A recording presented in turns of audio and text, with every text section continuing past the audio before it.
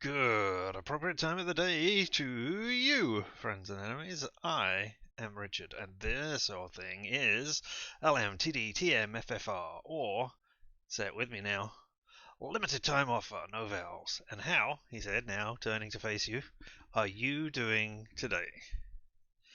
It's a pretty crappy overcast day here, but you know, we'll make the best of it by looking at the... I don't even know where this is meant to be set now.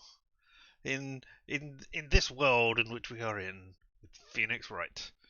I mean, I have played lots of games over my life, but this series, which has been on the Nintendo, has passed me by.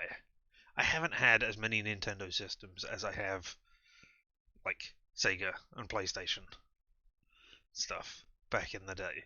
So I never really got into it and looked at this. I know the memes, I know objection, and I know that you're kind of meant to put evidence together into some place, and I know like he's always up against the same prosecutor. So I have no idea how this will go. I mean, it has always looked fun to me, but I have never really dug into it to find out if that is actually a thing or not. Yeah? So, maybe this will be a big old dud, and I will not enjoy it at all. Or maybe I will find out why everybody is objecting to it not being a bigger series. He said, doing his hands in a gesture that you can't see because of the way I focused my camera. Let us find out. And we'll go on over and you can see the exciting thing that I'm seeing. As it ominously flashes press enter at me. What will happen when I press enter? Will I be whisked away into an exciting world? Will I not? Let us find out. Loading content.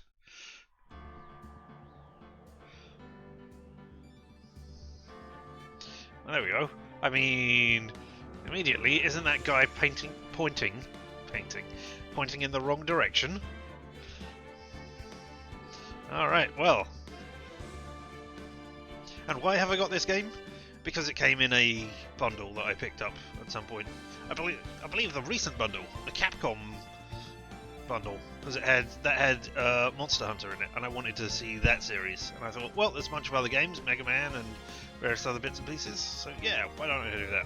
Oh, and before I forget, he says, looking down at his notes, yes, there is another free game that you can get at the moment.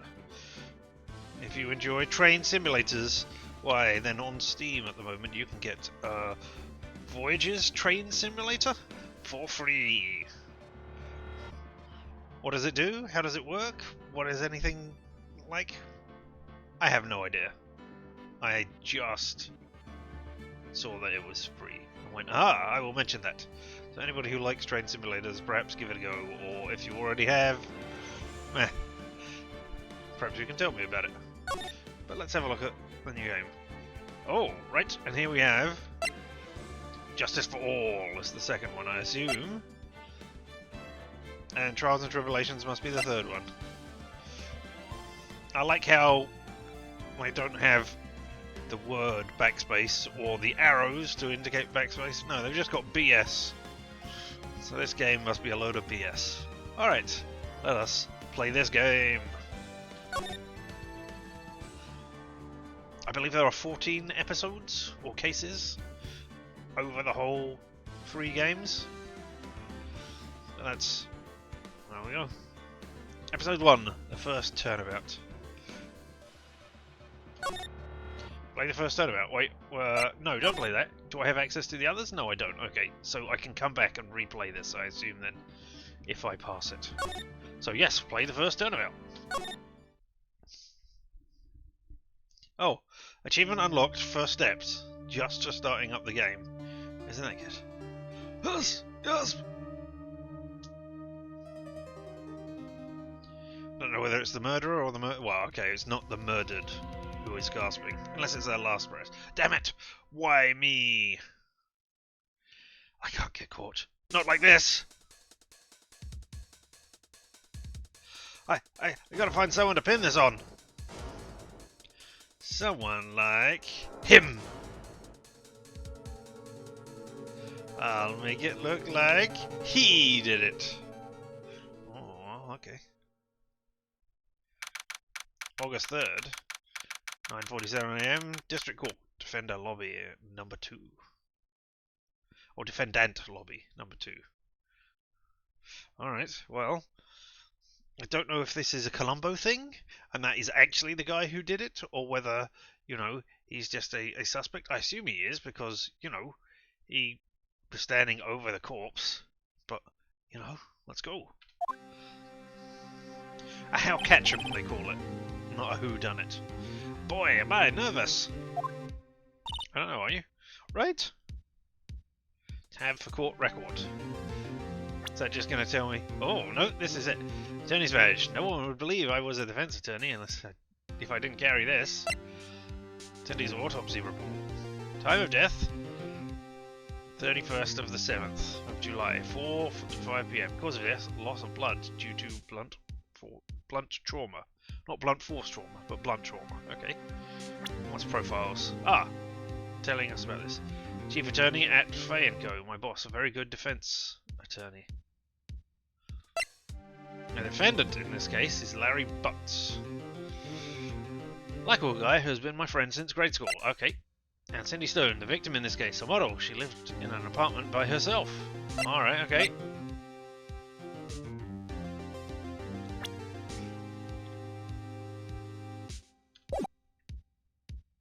Escape is options. What options we got? Oh, we got. Alright. As you can see, the background music is on the lowest it can be without going away. So, you know. Ah, and I can save. Right.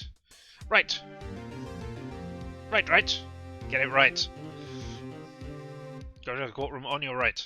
And get it right inside.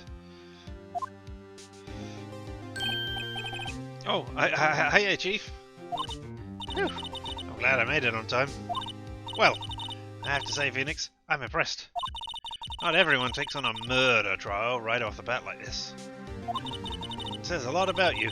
And your client as well. Thanks. I mean, it probably says that the client is a dummy. Actually, it's because I owe him a favour. Yeah, he let me copy his homework once or something. So now I'm defending him for a murder trial because... I don't know. A favour? You mean you knew the defendant before this case? Yes. Actually, I kind of owe my current job to him. He's one of the reasons I became an attorney. Well, that's news to me. I want to help him out any way I can. I just really want to help him. I owe him that much.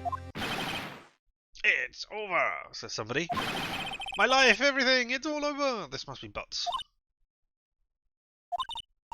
Is that your client screaming over there? Yeah, that's him.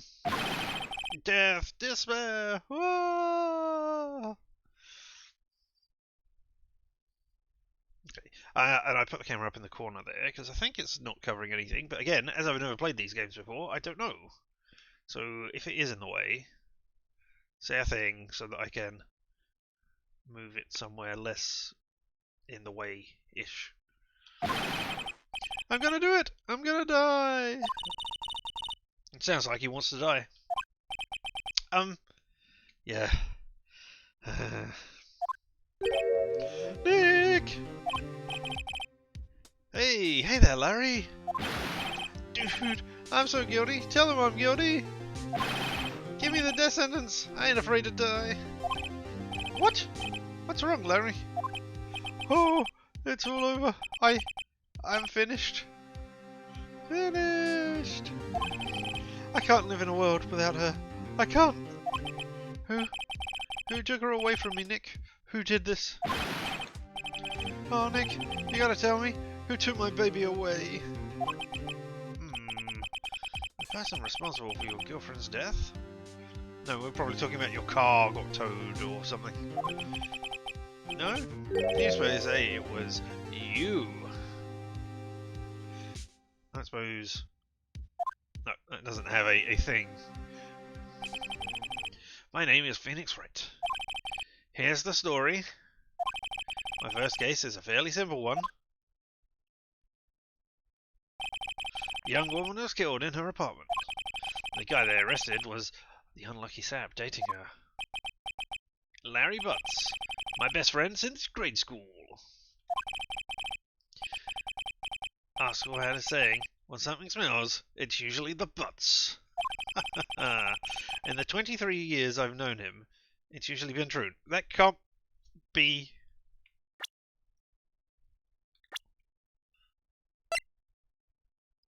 I thought you'd known him since grade school. Or did I misunderstand? Because he's 23 years old. So you've known him since, you know, since you were kids? Alright. He has an act for getting himself in trouble. One thing I can say, though, it's usually not his fault. He just has terrible luck. But I know better than anyone that he's a good guy at heart. That, and I owe him one, which is why I took the case. To clear his name, as he once cleared my name off of the blackboard, because I asked him to clean the blackboard for me instead of me doing it, which is the favour I owe him, obviously. And that's just what I'm gonna do. Clear his name. August 3rd, 10 AM, District Court. Courtroom number 2.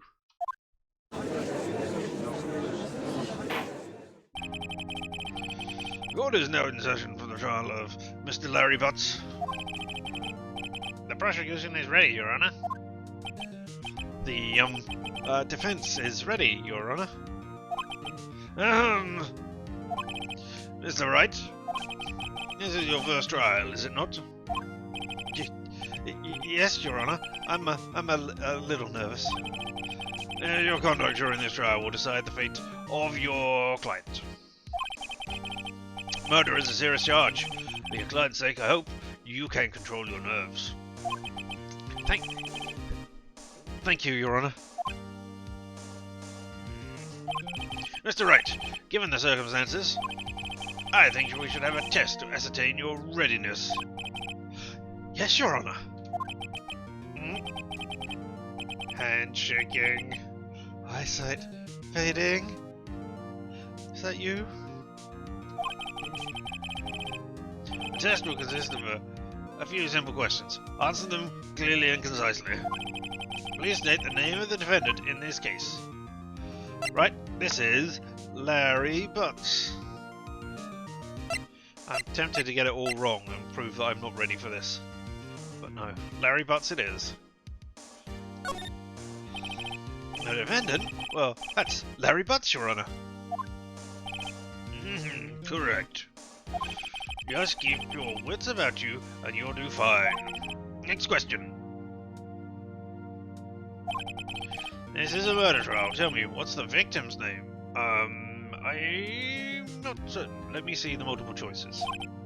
Phew, I know this one. Glad I read the case report cover to cover so many times. It's... wait. Uh-oh. No way. I forgot. I'm drawing a total blank here. Phoenix! Are you absolutely sure you're up to this? You don't even know the victim's name? Oh, the victim. Of course I know the victim's name. I, just forgot. Temporarily. I think I feel a migraine coming on. Was I meant to open the court record at that point and look at it? Look, victim's name is listed on the court records. No, okay, this is actually teaching me that. Alright. Just press tab to check it at any time, okay? Remember to check it often. Do it for me, please. I'm begging you. Mr. Wright, who is the victim in this case? I think it's Cindy Stone, but let's check the court record. EFA, Larry Butts, Cindy Stone. There we go. And, oh, new person, Winston Payne, age 52, the prosecutor for this case. Next, presence. Generally bad at getting his points across. Okay, that's good to know. It's Cindy Stone. The victim's name is Cindy Stone. Correct. Now tell me, what was the cause of death? Blunt trauma. She died because she was hit with a blunt object. She was struck once by a blunt object. Only once? Wow. Somebody's really powerful to have killed in a single blow. Or lucky. Or unlucky. Depending on how you look at it. Correct. You've answered all my questions. I see no reason why we shouldn't proceed. There's gotta be an achievement for fucking that up right at the beginning and, you know, not even proceeding with the case, right? You seem much more relaxed, Mr. Wright. Good for you. Thank you, Your Honor. Because I don't feel relaxed, that's for sure. Well then. First, a question for the prosecution. Mr. Payne? Yes, Your Honor.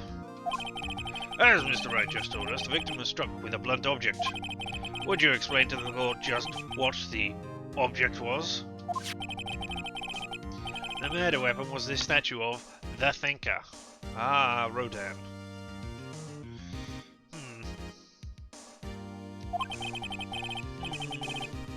It was found lying on the floor next to the victim. I see. The court accepts it into evidence. Statue added to the court records. Statue in the shape of the Thinker. It's rather heavy. Right. Be sure to pay attention to any evidence added during the trial. That evidence is the only ammunition you'll have in court. Use tab to check the court records frequently. Alright, well let's press it now. I won't believe I was attorney. There's the thing. There's the... It's rather heavy. I mean, how heavy? Presumably not so heavy that nobody can pick it up.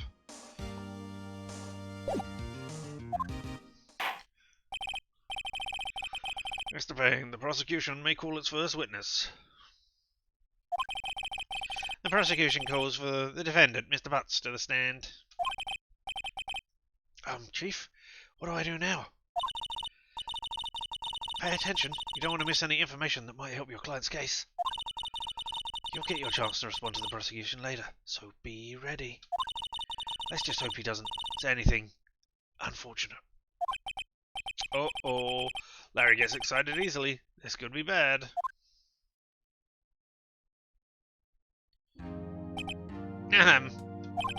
Mr. Butts, is it not true that the victim had recently dumped you?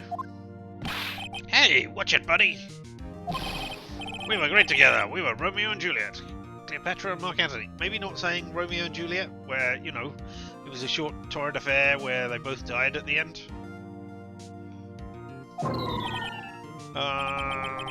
Didn't they all die? Yeah.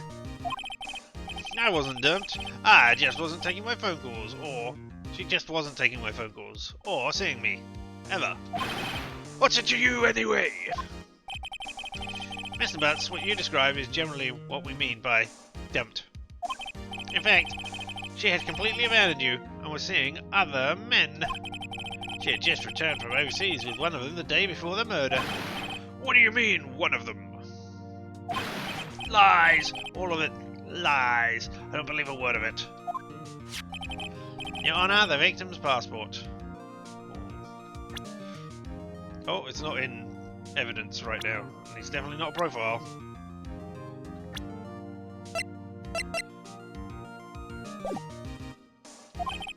According to this, she was in Paris until the day before she died. Passport added to the court records. Victim apparently arrived home from Paris on 7:30, the day before the murder. I mean... Oh, United States of America passport, alright. But I mean, if she was in Paris, it would say 37. I guess that doesn't matter, they're presenting it for America. Indeed, she appears to have returned the day before the murder. Dude, no way. The victim was a model, but she did not have a large income. It appears that she had several sugar daddies. Daddies? Sugar? What? Yes, older men who gave her money and gifts. She took their money and used it to support her lifestyle. Dude. We can clearly see what kind of woman this Miss Stone was. Tell me, Mr. Butts, what do you think of her now? Is that a question that I can do something with? Right. I don't think you want him to answer that question. Yeah, Larry has a way of running his mouth in all the wrong directions. Should I stop him from answering? Yeah, alright, we'll stop him from answering. I'm not sure what the game mechanics are here. So, yeah, alright. This is objection! Nope. My client has no idea the victim. I was seeing other men. That question is irrelevant to the case. Oof. Nance. Dude, Nick, what do you mean irrelevant? Cheat. Oh, so you're admitting the evidence anyway. I'm gonna die. I'm just gonna drop dead. Yeah, and when I meet her in the afterlife, I'm gonna get to the bottom of this. It's a bit flashing, isn't it? Let's continue with this trial, shall we? I believe the accused motive is clear to everyone. Yes, quite. Oh boy, this is not looking good. And the next question. You went to the victim's apartment on the day of the murder, did you not? Well, did you or did you not? Well, maybe I did, and maybe I didn't. Uh-oh, he went. What do I do? Have him answer honestly. The idea is to... I don't want to give him enough rope to hang himself, but I also don't want him to be shown as a lying liar. I know! I'll send him a signal. Tell the truth. That's how you say tell the truth, is it? Alright. Yeah, I was there. I went. Order! Well, Mr. Butts. Do chill. She wasn't home, man, so, like, I didn't see her. Ooh. Your Honor, the defendant is lying. Lying? The prosecution would... I've forgotten the voice. The prosecution... No, the prosecution would like to call a witness who can prove Mr. Butts is lying. Well, that simplifies matters. Who is your witness? The man who found the victim's body. Just before making the gruesome discovery, he saw the defendant fleeing the scene of the crime. Order! Order in the court. Mr. Payne, the prosecution may call its witness. Yes, Your Honor. This is bad. On the day of the murder, my witness was selling newspapers at the victim's building. Please bring Mr. Frank Howitt to the stand.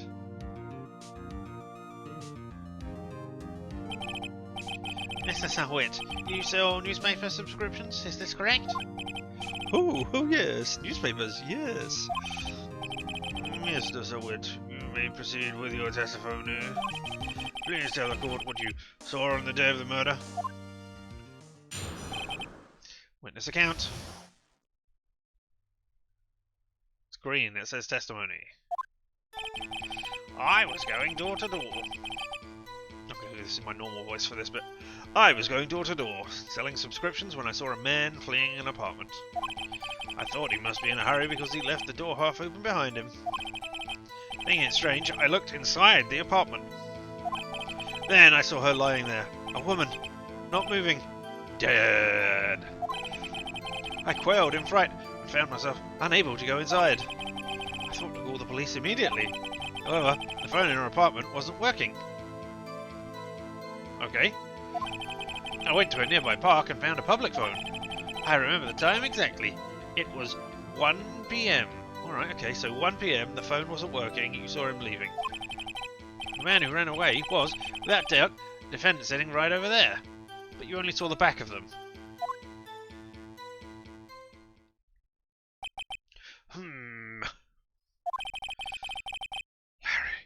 didn't you tell the truth? I can't defend you against a testimony like that. I mean, yes you can. You pick holes in the testimony. As I said, you only saw him from the back. Incidentally, why wasn't the phone in the victim's apartment working? Your Honour, at the time of the murder, there was a blackout in the building. Aren't phones supposed to work during a blackout? I guess... maybe... yes? Yes, Your Honour. However, some cordless phones do not function normally. The phone that Mr. Sweat used was one of those. Mr. Sweat didn't use that. Oh, it's the one that he tried to use. Right. Your Honour, I have a record of the blackout for your perusal. Electricity to Mr. Stone's building was out from noon to 6 p.m. on the day of the crime. Blackout records added to the court records. Now, Mr. Wright. Yes? Yes, Your Honour. You may begin your cross-examination. Cross-examination, Your Honour? Right, this is it. The real deal. Exactly what am I supposed to do? Why, to expose the lies in the testimony the witness just gave. Lies! What? He was lying? Your client is innocent, right? Then that witness must have lied in his testimony. Or is your client really guilty? How do I prove he's not? You hold the key. It's in the evidence. Compare the witness's testimony to the evidence at hand. There's bound to be a contradiction in there. First, find the contradictions between the court record and the witness's testimony. Then, once you've found the contradicting evidence, present it and rub it in the witness's face. Okay. Open the court records with a tab and point out the contradictions in the testimony. Cross-examination.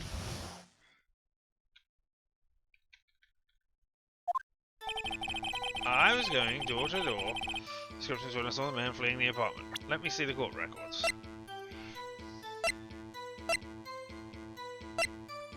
Electricity in Mr. Stone's building was out from noon to 6 p.m. on the day of the crime. Alright. You saw a man fleeing the apartment. Wait. Oh, between 4 and 5. Right, yes. I don't want to present any of this evidence right now, because it doesn't make any sense to do so. Q, press. Tab, present. Okay, what is... press? Isn't the man leaving an apartment a common sight? I find it odd you would take notice of him. Okay, this is what... I don't know. He just seemed strange to me, that's all. He was mad and yet frightened at the same time.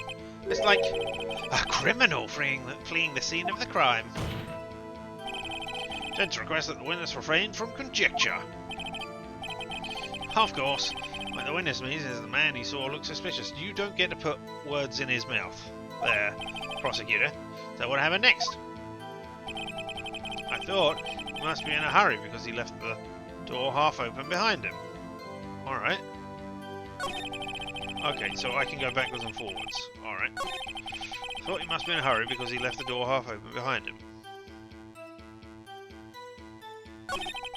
Thinking it strange, I looked inside the apartment.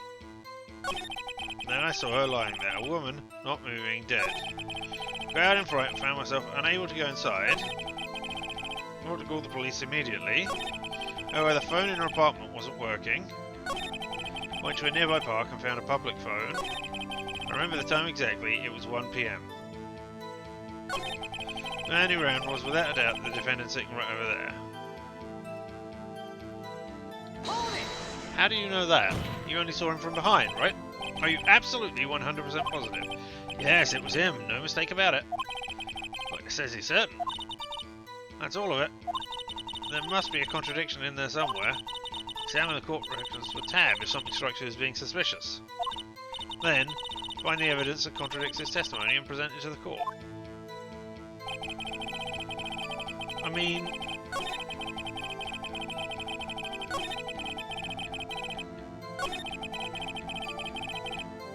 I mean, how do you know she was dead if you didn't go inside the apartment? Oh, wait. Are you sure she was dead? Well, no. I guess I wasn't. But she wasn't moving at all. There was blood everywhere. I guess that would look fatal to anyone. Very well. What happened next? I got out in fright and found myself unable to go inside. If you found yourself unable to go inside, how did you know the phone in her apartment wasn't working? The phone in her apartment wasn't working. Yes. I mean, no, it wasn't, right? But you said you didn't go into the apartment. Or did you? Oh, that, I can explain that. There was a cordless phone on a shelf in the entranceway, but you went into her apartment to get it. I reached inside and tried using that to call. That phone wasn't working, correct? What happened next? I went to a nearby park and found a public phone.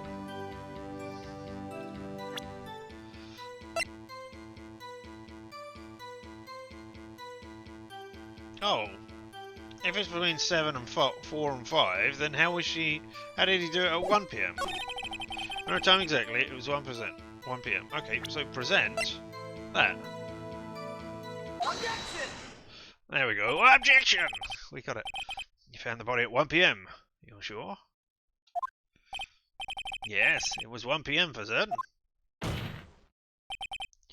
Frankly, I find that hard to believe. The statement directly contradicts the autopsy report. The autopsy notes the time of death at some point after 4 PM. There was no body to find at 1 PM. How do you explain this 3-hour gap?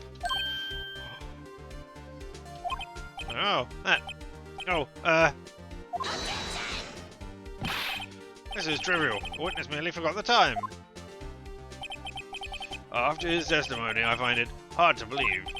Mr. Sowit, why were you so certain about the time you found the body at 1 PM?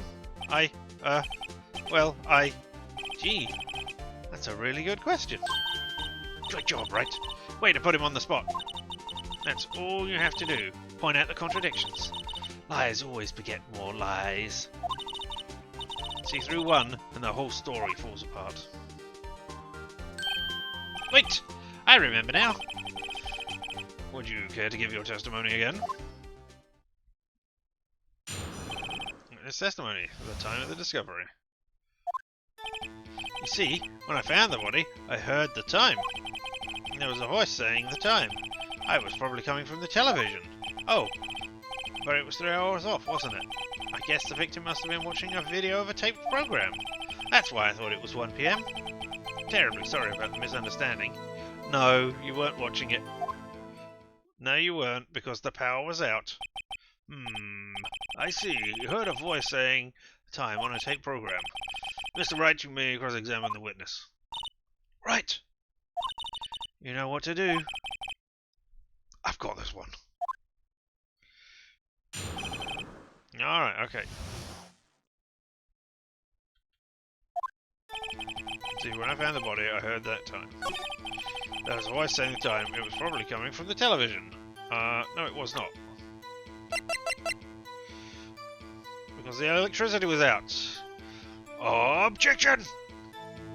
Objection! Hold it right there. The prosecution has said there was a blackout at the time of the discovery. This record proves it. You couldn't have heard a television or a video. Quah! The defense has a point. Do you have any explanation for this, Mr. Sowit? No, I find it quite puzzling myself. Quite. Wait, I remember now. Mr. Sowit, the court would prefer to hear an accurate testimony from the very beginning. These constant corrections are harming your credibility. And you seem rather distraught.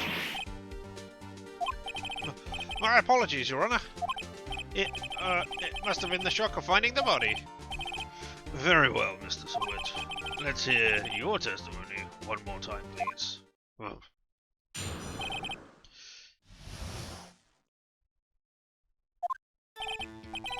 Actually, I didn't hear the time. I saw it. There was a table clock in the apartment, wasn't there? Yeah, the murder weapon. The killer used it to hit the victim.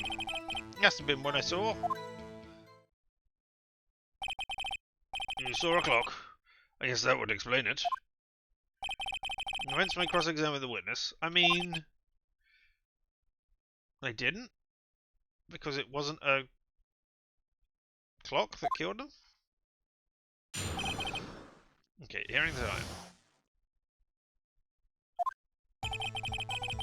Actually, I didn't hear the time. I saw it. Yeah, I'm just realizing you cannot see whatever that is. I mean, will it be important? Who knows? But there's a thing, which I will just move myself. There we go, like that, right beneath my head. I assume it's some sort of meter for the number of times I can object or something, or maybe it's how far along. It can't be how far along the case we are because I haven't done it. So who knows? Alright, actually, I saw the time. I didn't hear the time, I saw the time. There was a table clock in the apartment, wasn't there? Yeah, the murder weapon. The killer used it to hit the victim. Nope. Oh, is that can I look at that? Is that actually a clock? But you didn't go in.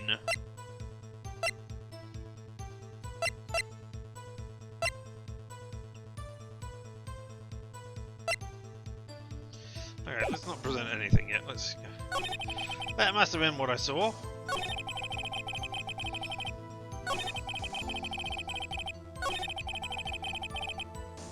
Okay, so you didn't hear the time, you saw it. Which means you went inside.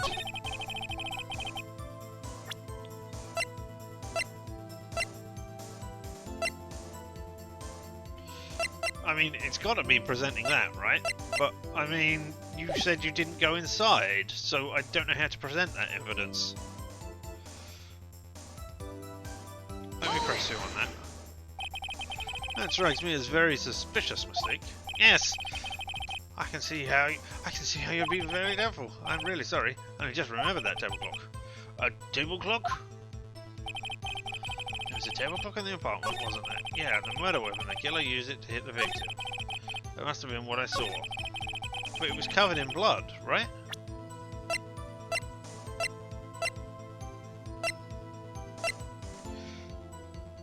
So, I mean, I'm going to present this, but I don't understand what I'm doing here. Wait just a moment. The murder weapon wasn't a clock. Oh, okay. So that thing underneath it, that thing there is not a digital display. Okay, fine. It was this statue. Now, how is this supposed to be a clock? What? You, with your objections and your evidence, just who do you think you are? Just answer the question, Mr. Switch. Hey, I saw it there, okay? There's a clock. That's a clock! Your Honour, if I may. Yes, Mr. Payne. As the witness stated, this statue is indeed a clock. The neck is a switch.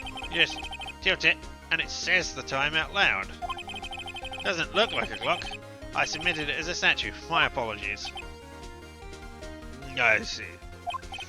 So the murder weapon was a table clock after all. Well, Mr. Wright, how did he know it was a table clock? It appears that the witness testimony was correct. This is a clock.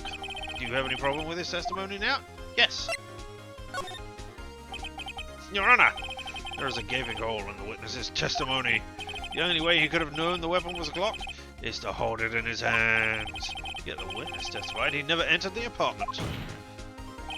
Clearly, a contradiction. Also, he said he saw it when they just said it says it out loud. Indeed. The witness knew it was a clock because he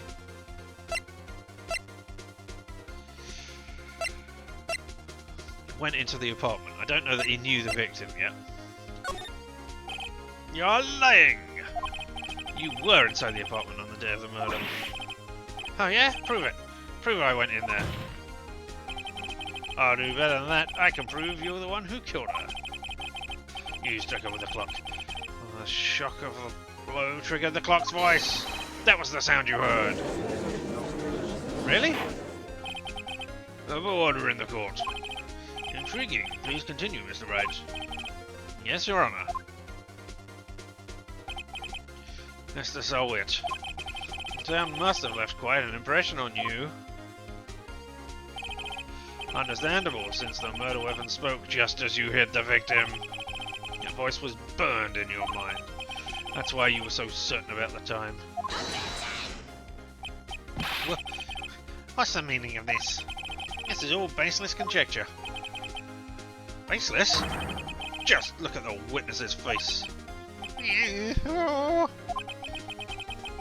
Would the witness care to elaborate? Did you strike the victim with the clock? I never. Look, the clock. I heard. No, I mean, I saw. Yeah.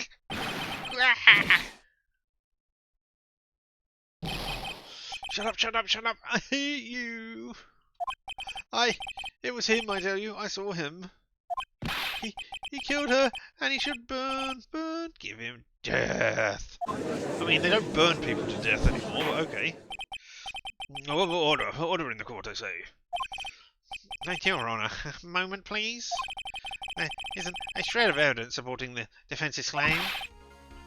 Mr. Wright. Your Honour? You claim the sound the witness heard came from the clock. Do you have any evidence? Oh, case is writing this. I'd better think it through carefully. Your Honour, the sound Mr. Swit heard was definitely this clock. A fact which is clear if you simply...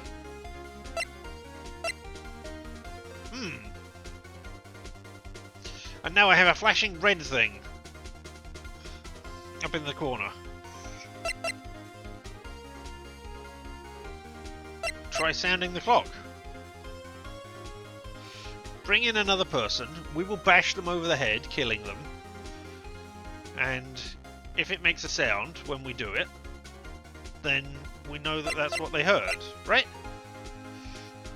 I mean, this guy wanted to burn the defendant to death, so presumably people who are convicted get unusual, cruel punishments in this world. So bashing somebody over the head with a clock, when they are meant to be convicted and sentenced to death, doesn't seem like a huge leap, right? So let's try sounding the clock. Let's sound the clock now, here in this court. Your Honour, may... I'm doing the wrong voice.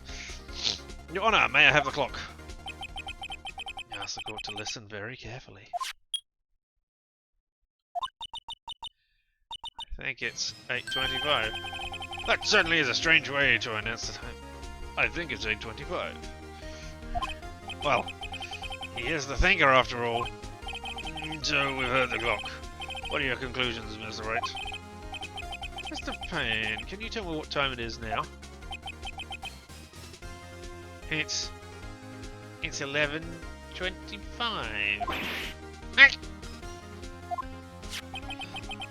As you can see, this clock is exactly 3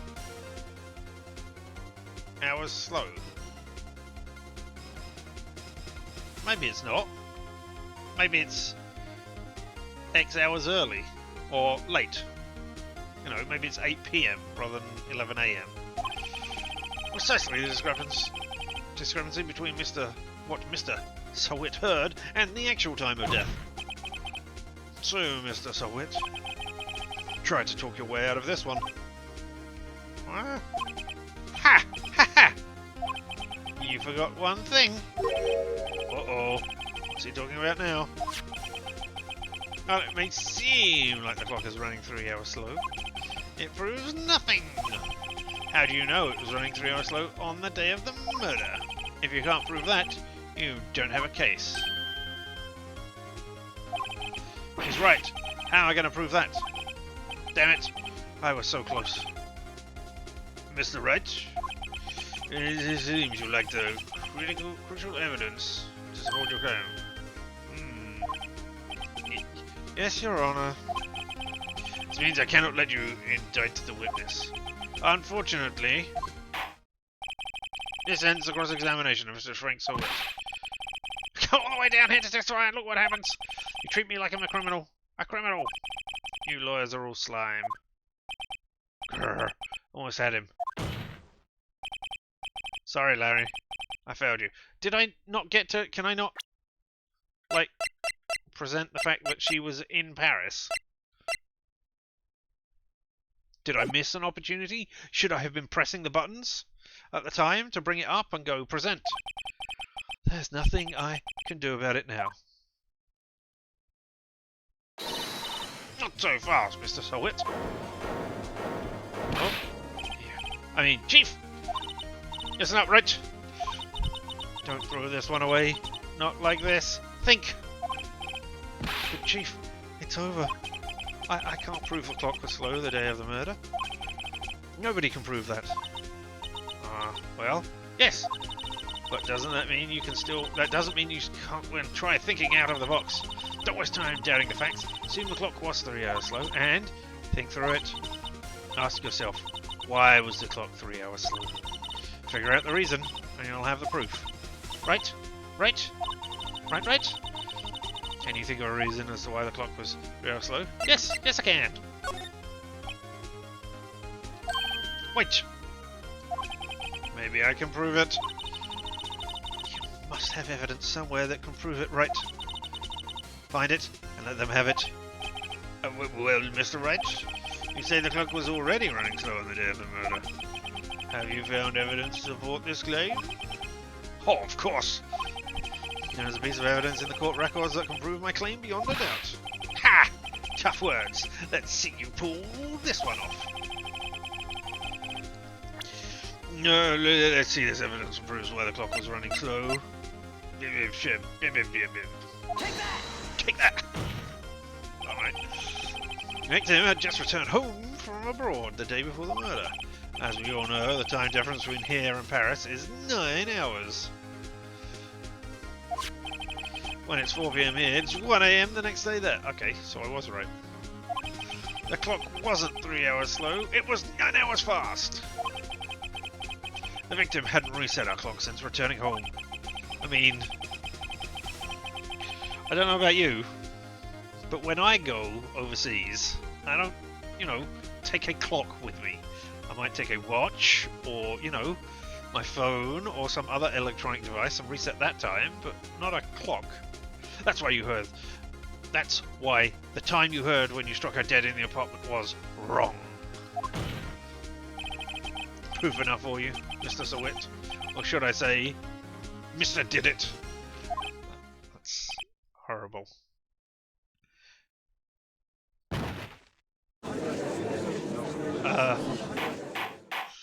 Did we just kill him on the spot? Order, I say. Well, in this case, it certainly turned out differently than we all expected. Mr. Payne, your witness. He was arrested and has been taken away, Your Honor. Very well. Mr. Wright? Yes, Your Honor? I have to say I'm impressed. I don't think I've ever seen someone complete a defense so quickly and find the true culprit at the same time. Thank you, Your Honor. At this point, this is only a formality, but this court finds the defendant, Mr. Larry Butts, not guilty.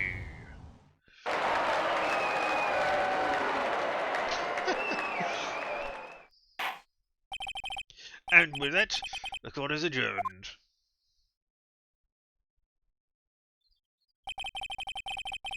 Turns out that Frank Sowett was a common burglar. He posed as a newspaper salesman to check and see when people were out of the house. That day, when Larry went to her apartment, the victim wasn't home. After he left, Mr. Sowett let himself in to do his dirty work. While he was searching her place, the victim returned. Flustered, Mr. Sowett grabbed the nearest blunt object he could find. No, poor Cindy. August 3rd, 2:32 PM, District Court, Defendant Lobby, Number 2. Whew. Still can't believe we won. Right. Good job in there. Congratulations. Thanks, Chief. I owe it all to you. No, not at all. Not at all. You fought your own battles in there. It's been a while since I've seen a trial on such a satisfying note. Really? You're a defense attorney, and it's been a while since you've seen your client be defended successfully?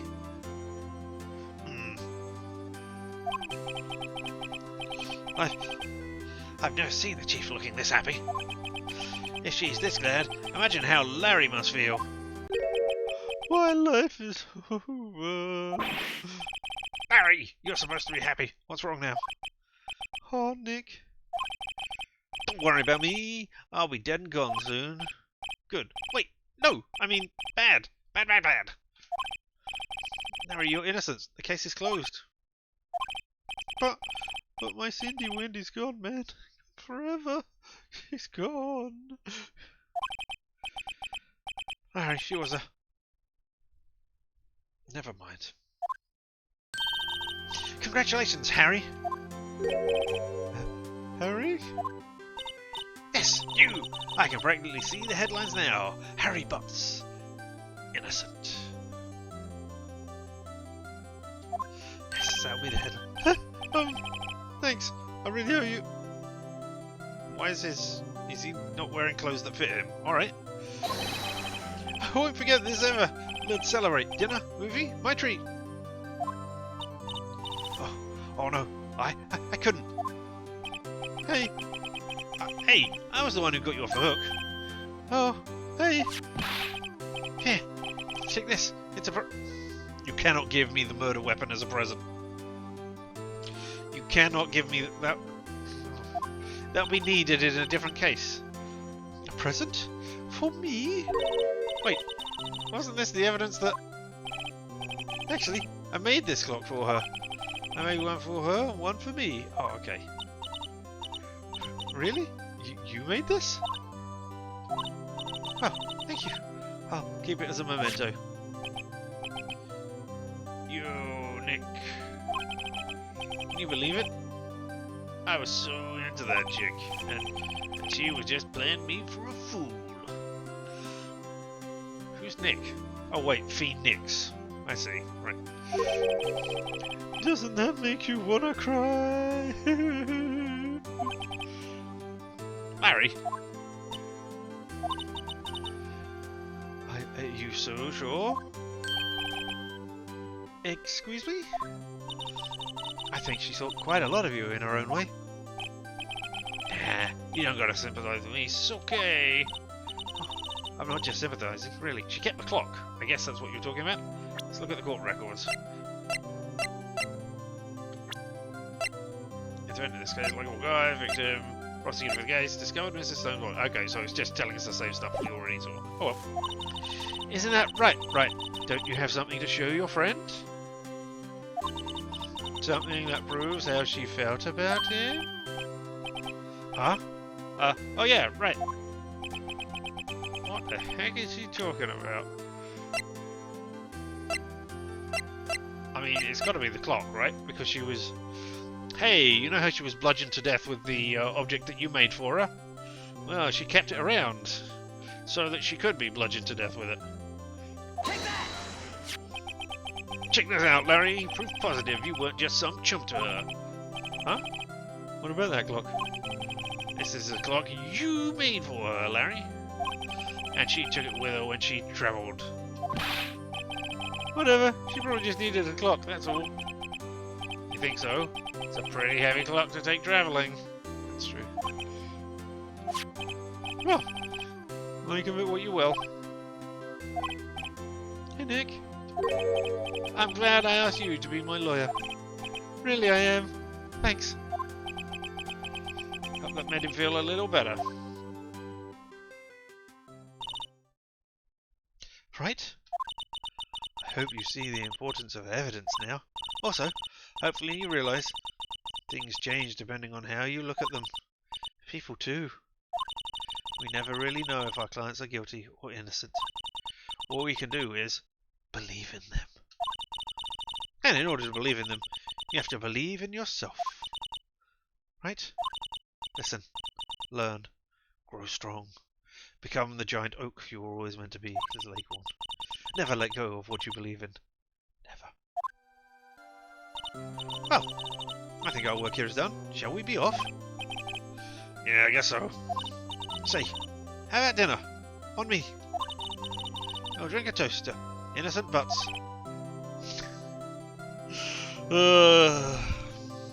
You'll drink a toast to innocent butts, indeed. Yeah! Oh, speaking of Harry, you were saying part of why you became a lawyer was because of him? Yeah, part at least. You'll have to tell me about it sometime, maybe. Over drinks. And so, my first trial came to a close. Larry slapped me on the back and said, "Gee, Nick, it's good to have friends. I'm pretty sure he's not going to pay us. Unless you get the clock he gave me here." I didn't know it then, but that clock was soon going to be at the centre of another incident. I mean, it's a different clock. I mean, just because somebody gets hit with a clock that looks similar to this does not mean that it is the same clock as the other one. Unless these clocks are cursed somehow. Did you swap out the clocks so that you did bring the murder clock home? Were you trying to sell it to make ends meet? Because, you know, it's a clock that was used to murder internationally famous model Cindy Moon. Because, you know, people would pay for that. No? Not what you're doing? Okay. And my promise to tell the chief about me and Larry would be one promise that I wouldn't be able to keep. Is that because she dies? Because I don't think you die, Phoenix, right?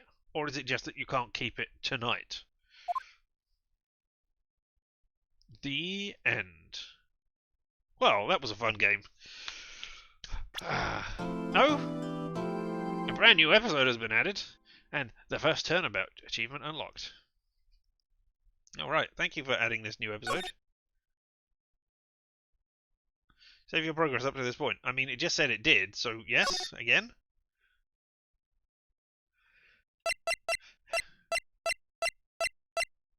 Ten save slots. Alright, okay, well, we'll save in slot number 1. I'm sure this beep isn't annoying anybody. Episode 2. Turnabout Sisters.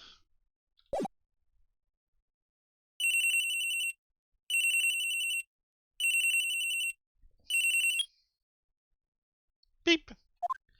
Hello, this is Maya. Hey Maya, it's me, Maya and Maya. Okay. Maya, what's up? You haven't called in a while. Sorry, been so busy. How have you been? Well, lonely. And it's all your fault. Nah, I'm just teasing. I've been great. I'm finally getting used to having my own place. That's good to hear. Actually, I'm calling because I have a favour to ask. I know. You want me to hold evidence for you? Sharp as always. There's a lot of buzz about the upcoming trial. Just don't feel safe keeping the evidence here. I gotcha. So what is it this time? It's a clock. A clock? Yeah, it's made to look like that statue, the thinker. And it tells you the time. Thought you might like it. You always liked toys. It's a clock. And a statue. Neither of those things mean toys. Hey, I'm not a little girl anymore, sis. Yeah, I know. You know I'm only teasing. I should probably tell you the clock isn't talking right now. Huh? It's not working? That's lame. I had to take the clockwork out. Sorry. It's a clockwork clock. Alright. Put some papers inside it instead. Papers? Is that the evidence then? Well, there's a possibility it might turn out that way, yes. Wait, who is saying that? The lines are in green, which means Maya, but it looks like this should be a Maya line. Can you come by the office tonight, say 9 o'clock, to pick it up? I'll be in a pre-trial meeting until then. Okay, sis, but I expect dinner. Something good. Like burgers! Could really go for a good burger. Okay, we'll hit the usual joint. Alright, it's a deal. Okay, sis, see you soon. I wonder if this is like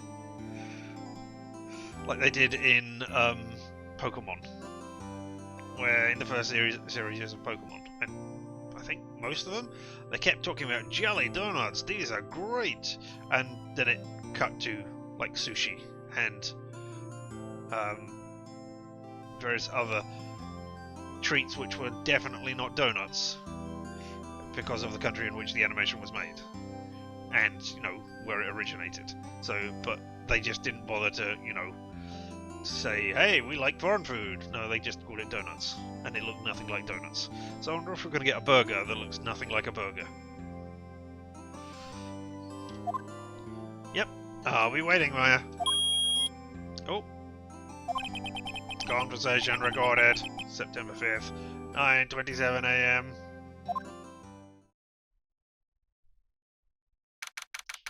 September 5th, 8:57 p.m. Faye & Co. Law offices. Now, Miss Faye, I'll take what's mine. The papers. I'm sorry, I can't give you what I don't have. Miss Faye, you are a poor liar. Why, I see it right over there. That must be the thinker that swallowed those papers. Uh-oh, somebody read that? How could you know? Ho, ho. You are not cogniferous of my background. Gathering information is my business, you see. I should have been more careful. Ho, ho. My dear Miss Faye, I am so very sorry, but I am afraid I must ask you for one more thing. Your life! No, your eternal silence, alright. Farewell, Miss Faye!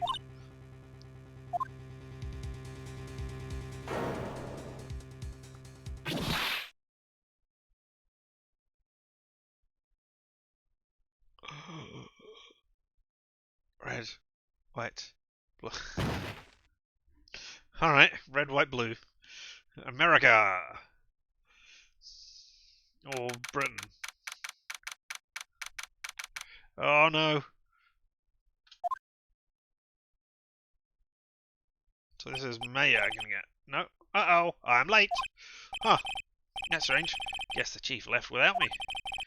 She said her sister was coming over, so we should all go out for dinner. What's that smell? Is it burgers? No. Blood? Maya! Maybe she's in her office. Examine the office? Or am I... What's going on here? What am I examining?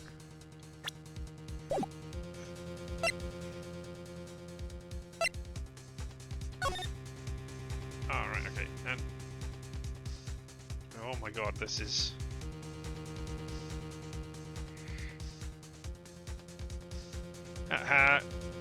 E? No? How do I... What am I examining? What is the key to examine? How examine me? Enter. Alright, that's not blood. That can't be good. I have to check and see if the chief's okay. I mean, she's probably dead now because I spent ages doing this.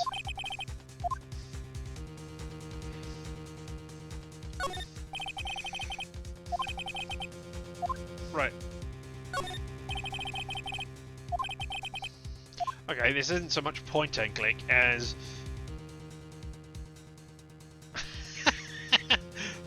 that actually stops it. Okay, fine. Alright. Alright. Alright, so how do I BS, I guess? Go back. Move. I didn't see anything. Office. That smell. Blood. Woohoo. What's this? Someone's there. Chief! Chief! Chief!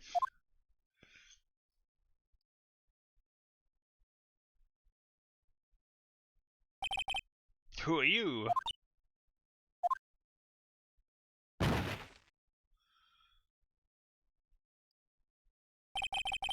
The strange girl dropped out cold. Left her lying on the office sofa. I went back to the chief where she lay under the window.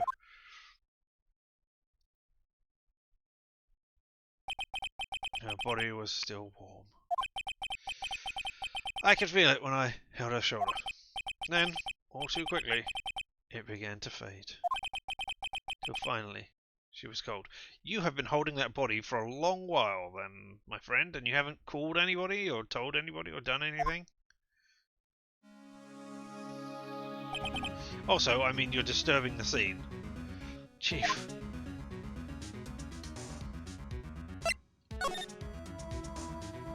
Okay, so I can go between those places. Alright, well, let's examine the clock. Ah! They change colours when you need to examine them. Ah! Alright. First of all, examine. Right, Q, slide. Aha, okay, move over to the other side. I see. It's encrusted with dried blood. How ironic this became the murder weapon. Again. No, it's not irony at all.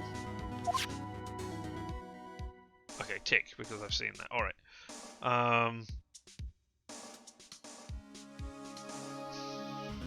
Alright, well, we'll examine the body. Chief! It's hard seeing her like this. Are there any clues here?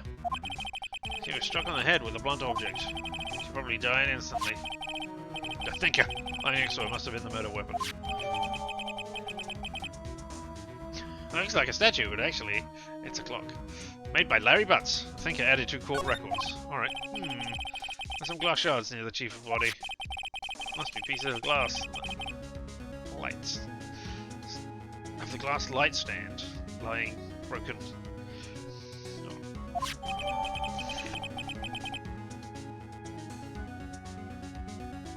Alright. Glass shards added to the court record. Nothing else that seems like a clue here. What about that note? Piece of paper. Must have fallen from Maya's hand. What could it be? I mean, it's the name, Maya, or it's something else written weirdly upside down.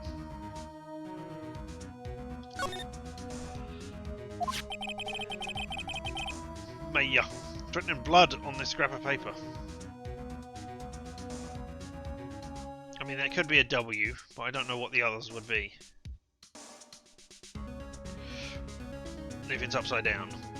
Also, the fact that it's written in fresh blood, when the dried blood is on the statue. That's the word I was looking for. Clock, even. It's not even a statue. I got the word wrong.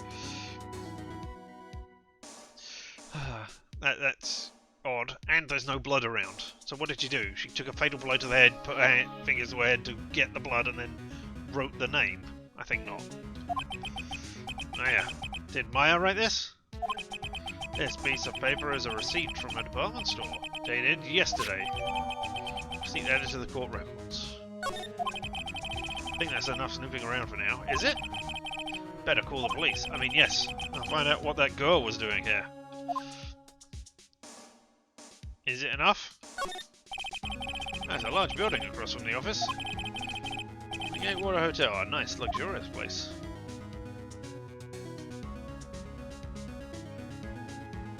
Let's look around to see if you can find evidence of me getting a pay raise. Some shards of glass are scattered on the floor. There seems to be remains of the lamp. Alright, so we've seen that now. Oh, ah. It's painful to look, but I have to for my sake. Yeah, I know that. She probably died instantly. Okay, well that's a new thing. Because if she died instantly, then, you know, she didn't have time to write anything. The chief's chair. Simple, functional design. Feels pretty good to sit in, too. Really? When have you sat in her chair? Oh, the chief's important documents are banked in here. This is where she filed her case records and recent rulings. Surprisingly, the chief was never good with machines. I know what she used this for. PC, she also emailed. She picked up ancient model at some garage sale for practically nothing. Well, I want to look at the phone, but this book on the way, I guess. Fay & Co. ledger book. Everything is written in the chief's ultra-neat handwriting. It's a small office, but makes a good bit of money. Not anymore, it doesn't. Right! I better call the police. No, that's not what I wanted to do. That's funny. A few of the screws in the receiver are missing. Aha! Looks like someone was halfway taking it apart. Okay, so that's where they got the tagged phone call from. Police! Please come quick! What? What's that? Someone screaming from outside the window? She's staring right at me. She's holding a phone in her hand. Oh no, and now I get blamed. Well, there we go. What's that, the chief's desk? Perfectly normal office desk. The chief had a very particular policy about office decor. He's been big on stuff that clients use. Keep your own stuff simple. Alright, can I now call? My receiver is missing a few screws. I better not use it. Okay, so do I need to move back to the office? Looks like it. I think I might have taken too long to call the police. That girl just now. Where'd she go? Put her right there on that sofa. Uh-oh. Nope, she didn't run on me. Oh, wait, there it is. Yipes! Don't scare me like that. Excuse me, but who are you? It's okay. I work here. Maya Faye. Maya Faye? Maya. So Maya was writing this little girl's name. Maybe I should show her the receipt. Never thought there'd be a useful evidence like this outside the courtroom. I don't want to show her the... Is there a phone here? Is that a phone? Reception desk. I usually sit here. Do you? Are you a receptionist? You couldn't cram more legal works in here, even if you wanted to. I can gaze upon the shelves without feeling insignificant. Few can. A small writing desk cluttered with office supplies. Where's the phone? I wish to phone the police. A large painting. I guess you'd call this modern art. I, on the other hand, call it a mistake. The door to the chief's office. It's slightly open. Better not touch the doorknob. This sofa is for clients. It's leather. A real luxury model.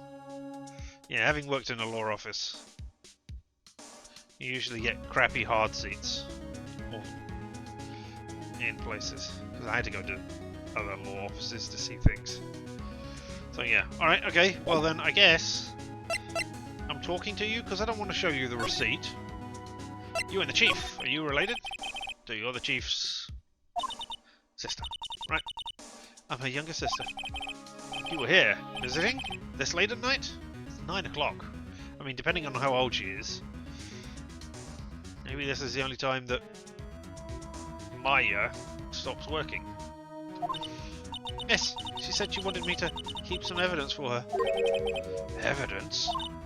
Yes, it was that clock. It was the thinker. What happened? She seems to be in shock. I want to disturb her, but I have to know. Excuse me? Can you tell me what happened? Came in, the room was dark, and sis... So she was already dead. Alright, thank you. I mean, I can present you... Why do I want to show her the bloody... Right. Alright, fine, whatever. Before Maya died, she wrote a message with her own blood. She wrote it on the back of this receipt. That's my name! Why? Why would you write my name? Please, let's calm down. This case seems to be a real thinker. Yep. Why would you write my name? Uh-oh, now I've done it. I mean, I think we had to do it to, you know, progress the story. The police! Sounds like they're coming this way. Freeze, police!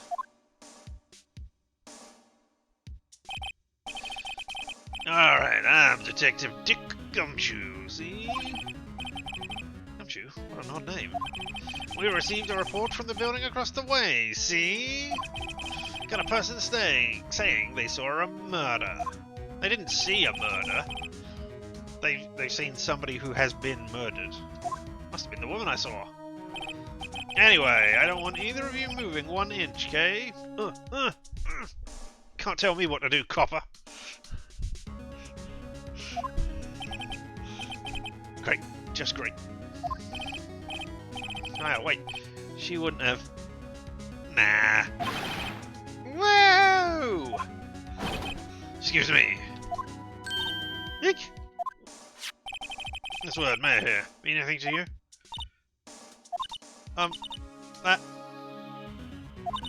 That's my name. What?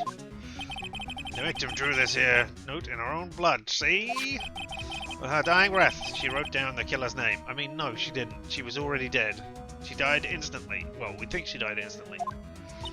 And that's her sister. Killer! Case closed! You're coming down to the precinct, ma'am. What? What?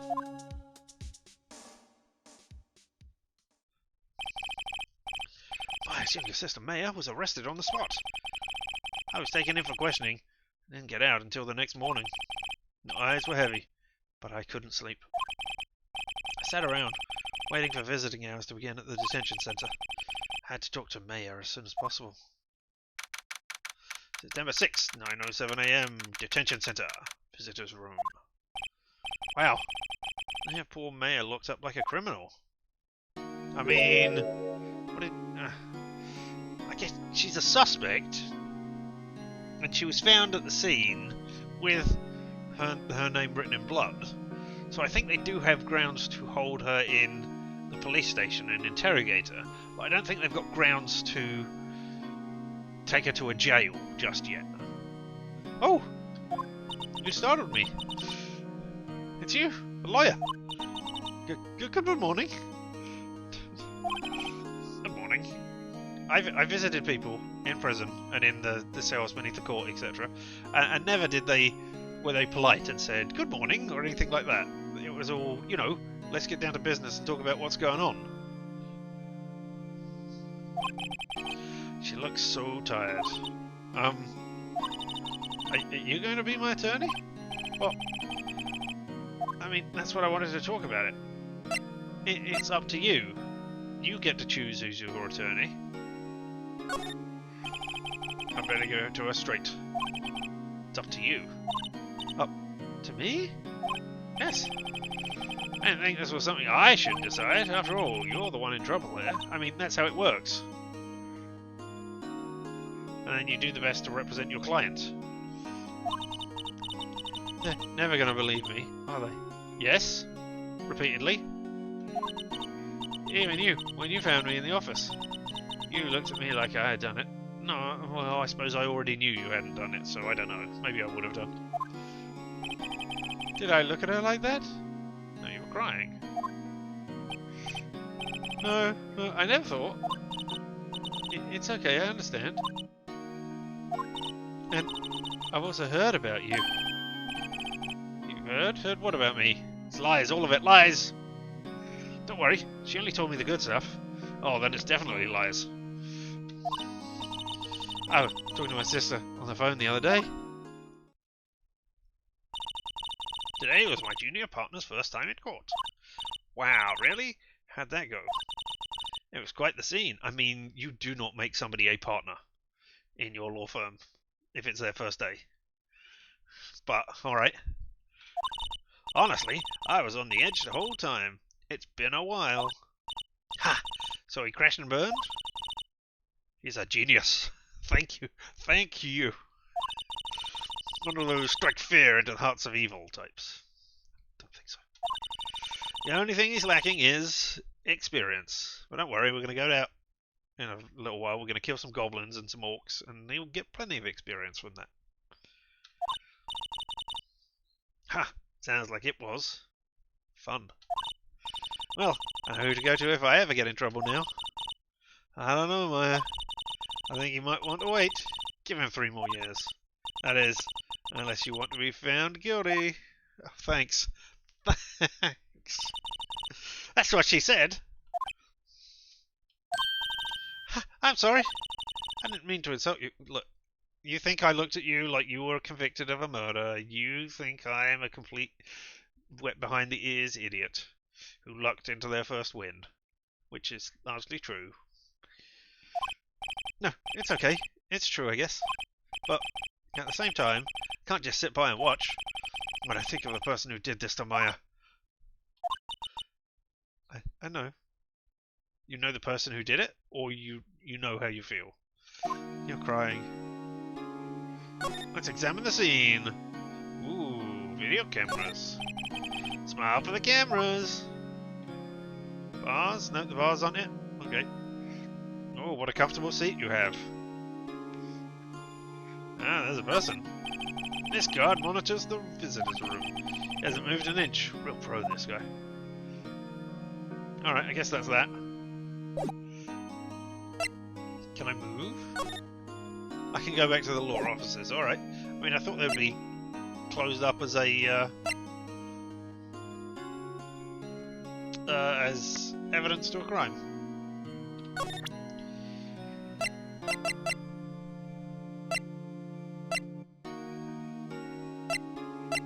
Maybe it's not the broken remains of a glass light stand. You know what? I'm going to present you with my attorney's badge. Sorry, I've never seen that before. No, I know you haven't. What about this? I didn't ask you about the murder weapon. What's this? Better not to ask you about this now. But, alright, I mean... Alright, I guess I'm talking to you. Tell me about the day of the crime. It was a Wednesday. I was there. I always had ice cream on a Wednesday. No, that's not the kind of things you want to know about the day? Alright. Yes! Let's see. That morning, I got a call from my sister. She wanted me to hold on to a piece of evidence for an upcoming trial. Evidence? Yes. That clock shaped like the thinker. The one Larry made. How could that have been evidence in a case? Right. She said something about that. I remember! Do you want to hear it in her own voice? Her own voice? Yes. I'm pretty sure our conversation is on my cell phone. You recorded it? Yeah! Forgot how to delete those things. Alright, tell me about it. So you have a conversation with your sister on your cell phone? Let's hear it. Righto. Oh! I was right, but I just remembered. A detective took my cell phone. Sorry. Oh, right, of course. Next time I see Detective Gumshoe, I'll ask him for it. I'll write you a note so you don't forget, okay? Sure, thanks. Mayor's memo. A conversation I had with my sister is recorded on my cell phone. Alright. What else about the day of the crime then, seeing as that has been unticked? Could you tell me about the day of the murder? Sorry, I know it must be hard. No, it's okay. All I've been doing the last few hours is talking about it. Kind of gotten used to it. Let's see, that morning I got a call from my sister. She wanted me to hope that's the thinker. It practically qualifies as a serial murder net by now. Totally doesn't. So then, when did you arrive at the office? It was right around 9. So in the morning, at about 9, you got a call from your sister to come to the office. Then you leap 12 hours ahead to 9 at night when you turn up. What happened in the 12 hours in between? You know, I need to know that just in case. Alright, the lights were off and I could smell blood. Same here. Then I found her, my sister. Thanks, Mayor. That's all I need to hear for now. That's not all I need to hear for now. I need more details on what the hell happened. But alright. There's something I've been wanting to ask you. Yes? What's with the outfit? Oh, this?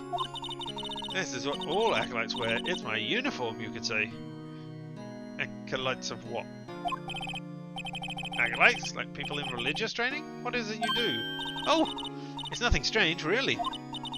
I'm a spirit medium. It's nothing weird or different or outside of the norm. I'm just a spirit medium. A spirit medium?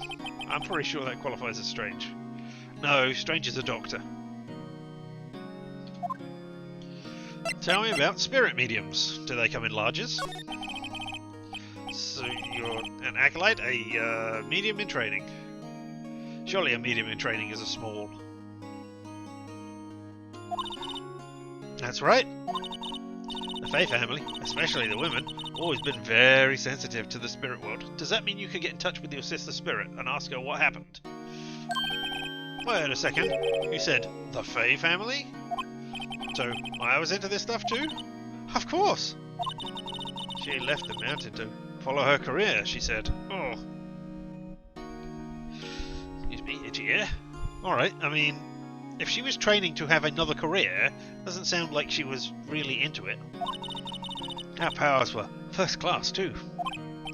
I had no idea. Wait. What? So, you're a real honest-to-goodness spirit medium? With ESP and all that? Yes. In training. Well, can't you contact my spirit then? We can just ask her who killed her. I'm sorry. I'm still in training. Alright, can we get one of your... can we get your mother? Or your grandmother? Or your aunt? Or anybody else? I couldn't do something on that level. I thought it would be that easy. Exactly. It would be great. I mean, it wouldn't, because then I'd still have to get the conviction. Something the matter? I was wondering, can I ask you a favour? Maybe, depends what it is. This is the address of a famous lawyer. My sister gave me this a long time ago. He said if I was ever in trouble, I should call him. And, well, I'm in trouble. You think you could ask him to represent me? I mean, somehow I am going to end up representing you. But yeah.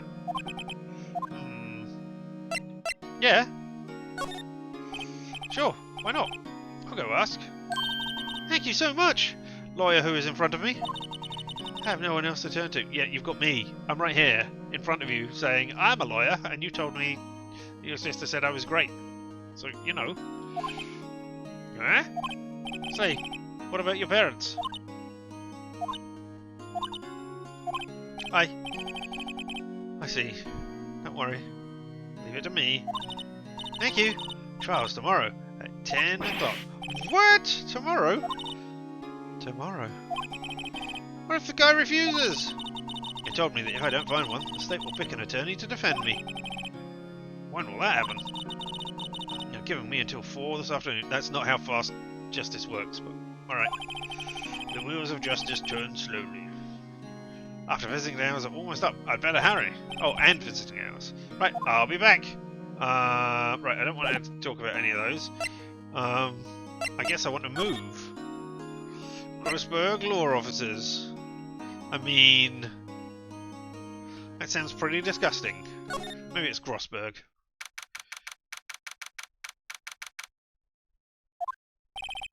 According to the receptionist, the big boss is out.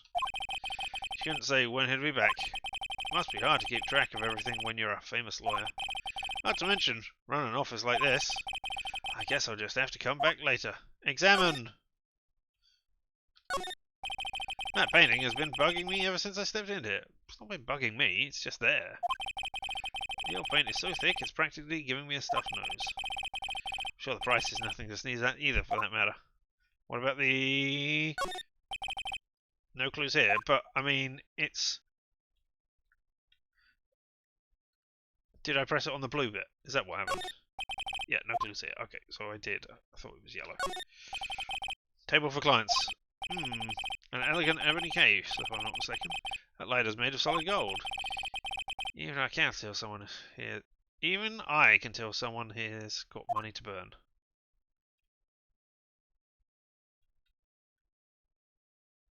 I wonder if you're the bad guy in this situation, Mr. Other Lawyer.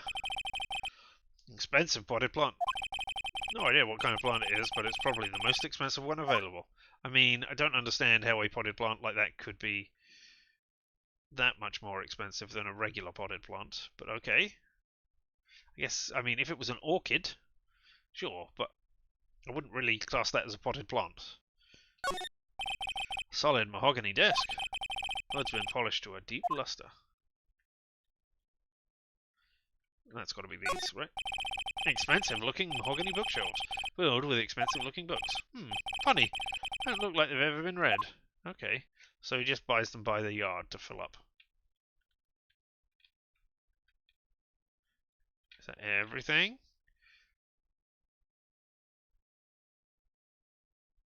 Man, I really wish this had a better way of doing things. I can't even use the mouse here. I think you can see the mouse on here now. He said, wait, yeah. But it doesn't do that. I have to use the arrow keys for this. This is pretty silly. But alright, okay. I guess I'm leaving. Unless... No. Alright. I guess I'm moving. I guess I'm going to Fay & Co. Law Offices. Which I guess is just now & Co. Law Offices.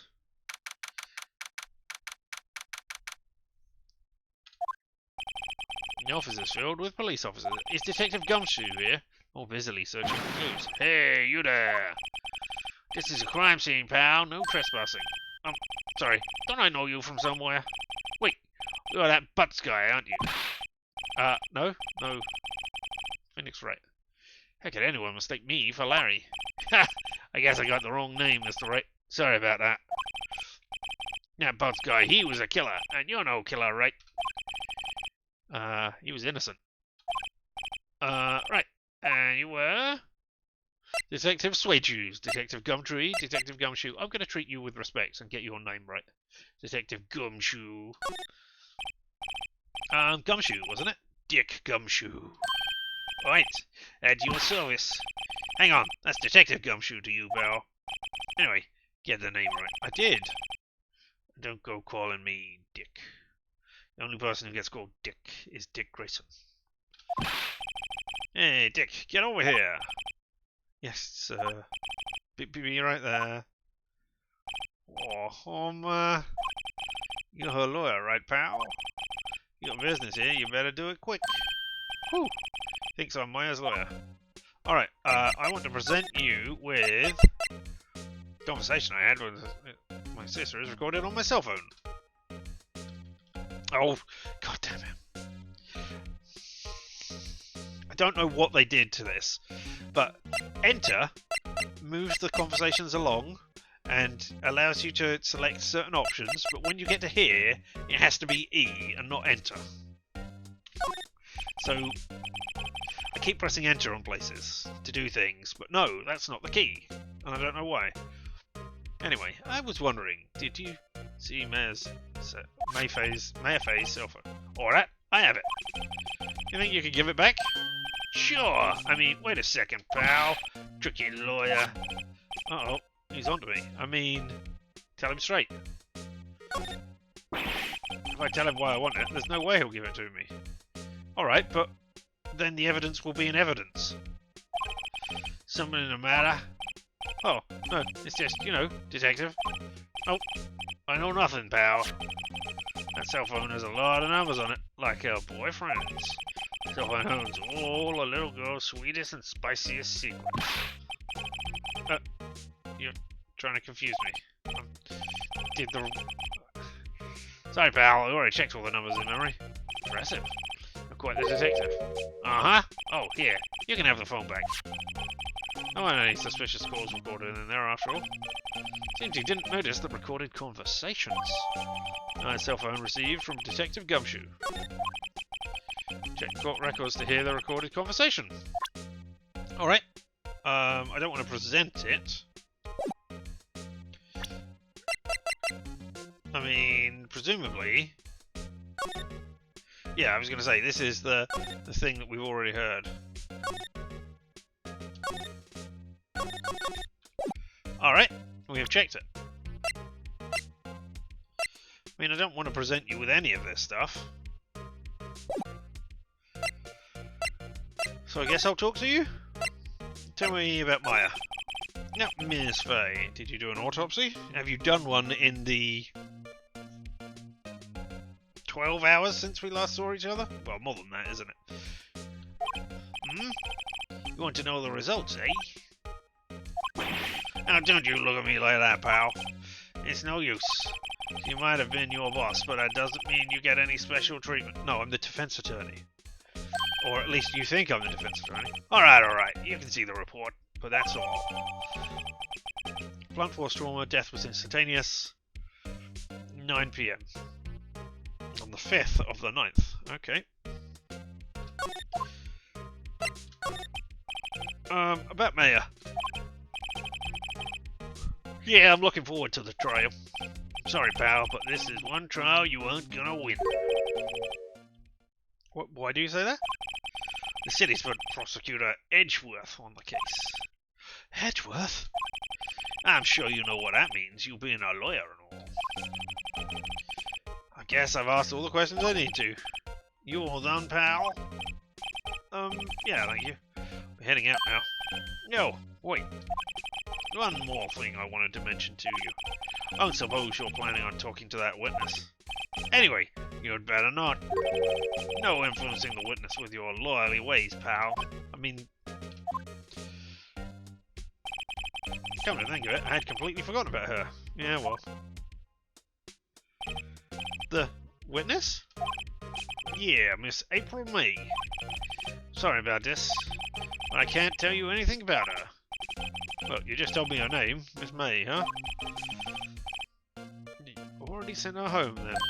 Haha! You're trying your lawyerly tricks on me now. She's not going to go outside her room until the trial. So she's still in the hotel across the way. I guess I should know better than to try to get a detective to leak information. You got that right, pal. Time to pay a visit to Miss May. Tell me about Edgeworth. Prosecutor Edgeworth? That's right, pal. Mr. Miles Edgeworth himself. Wait, you know him, don't you?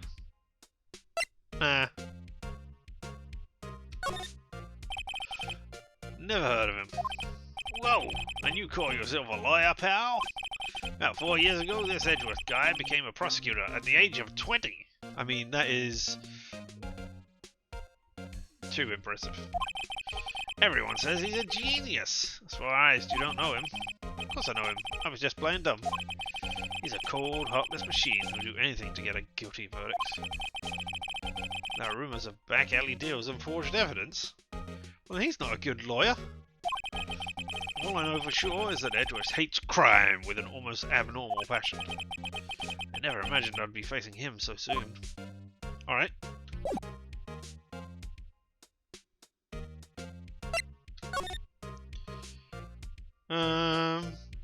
Let's go to the Gatewater Hotel next then. Thanks for everything, detective.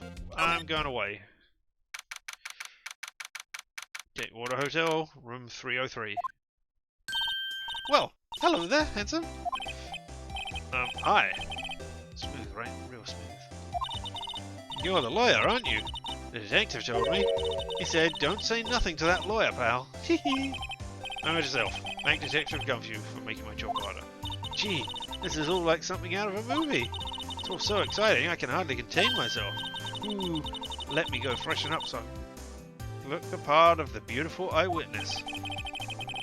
I pity the lawyer that has to cross-examine that one. I mean, it's going to be you, pal. Alright, let's examine. What is that sticking out of the thing? A screwdriver struck in the door. I wonder what's inside. Hey! Hey! What are you doing? No touching. Ooh, bad boy. You really shouldn't play around in other people's rooms, you know, Pry. You wouldn't want to make me upset, would you? Upset? I thought she was going to explode for a second there. What could be inside the drawer?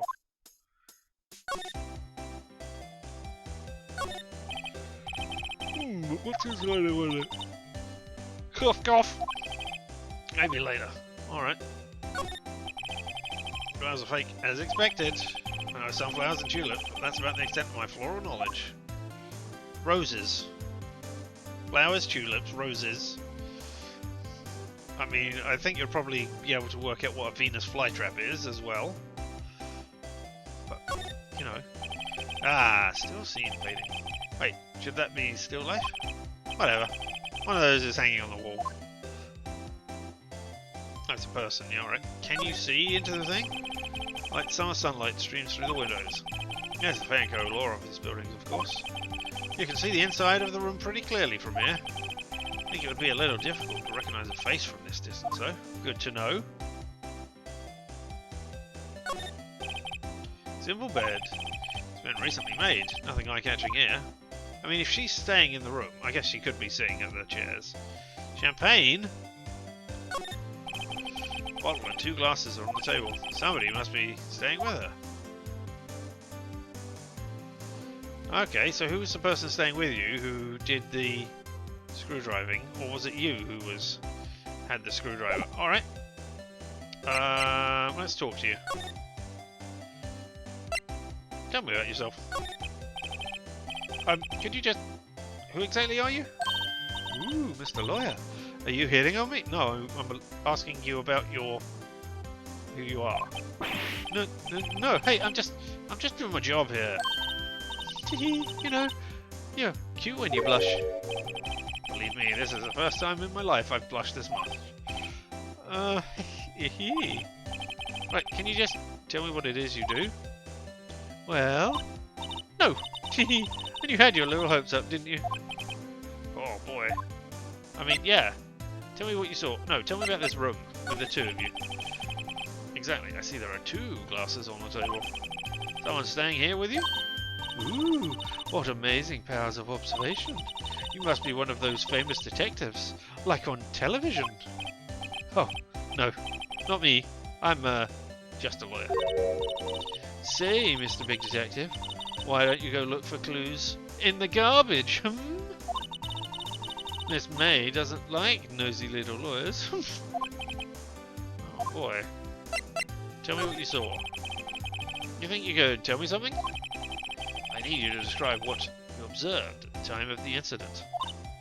Ooh, observe? Incident? You sound just like a lawyer in the movies. I like a man with a big vocabulary.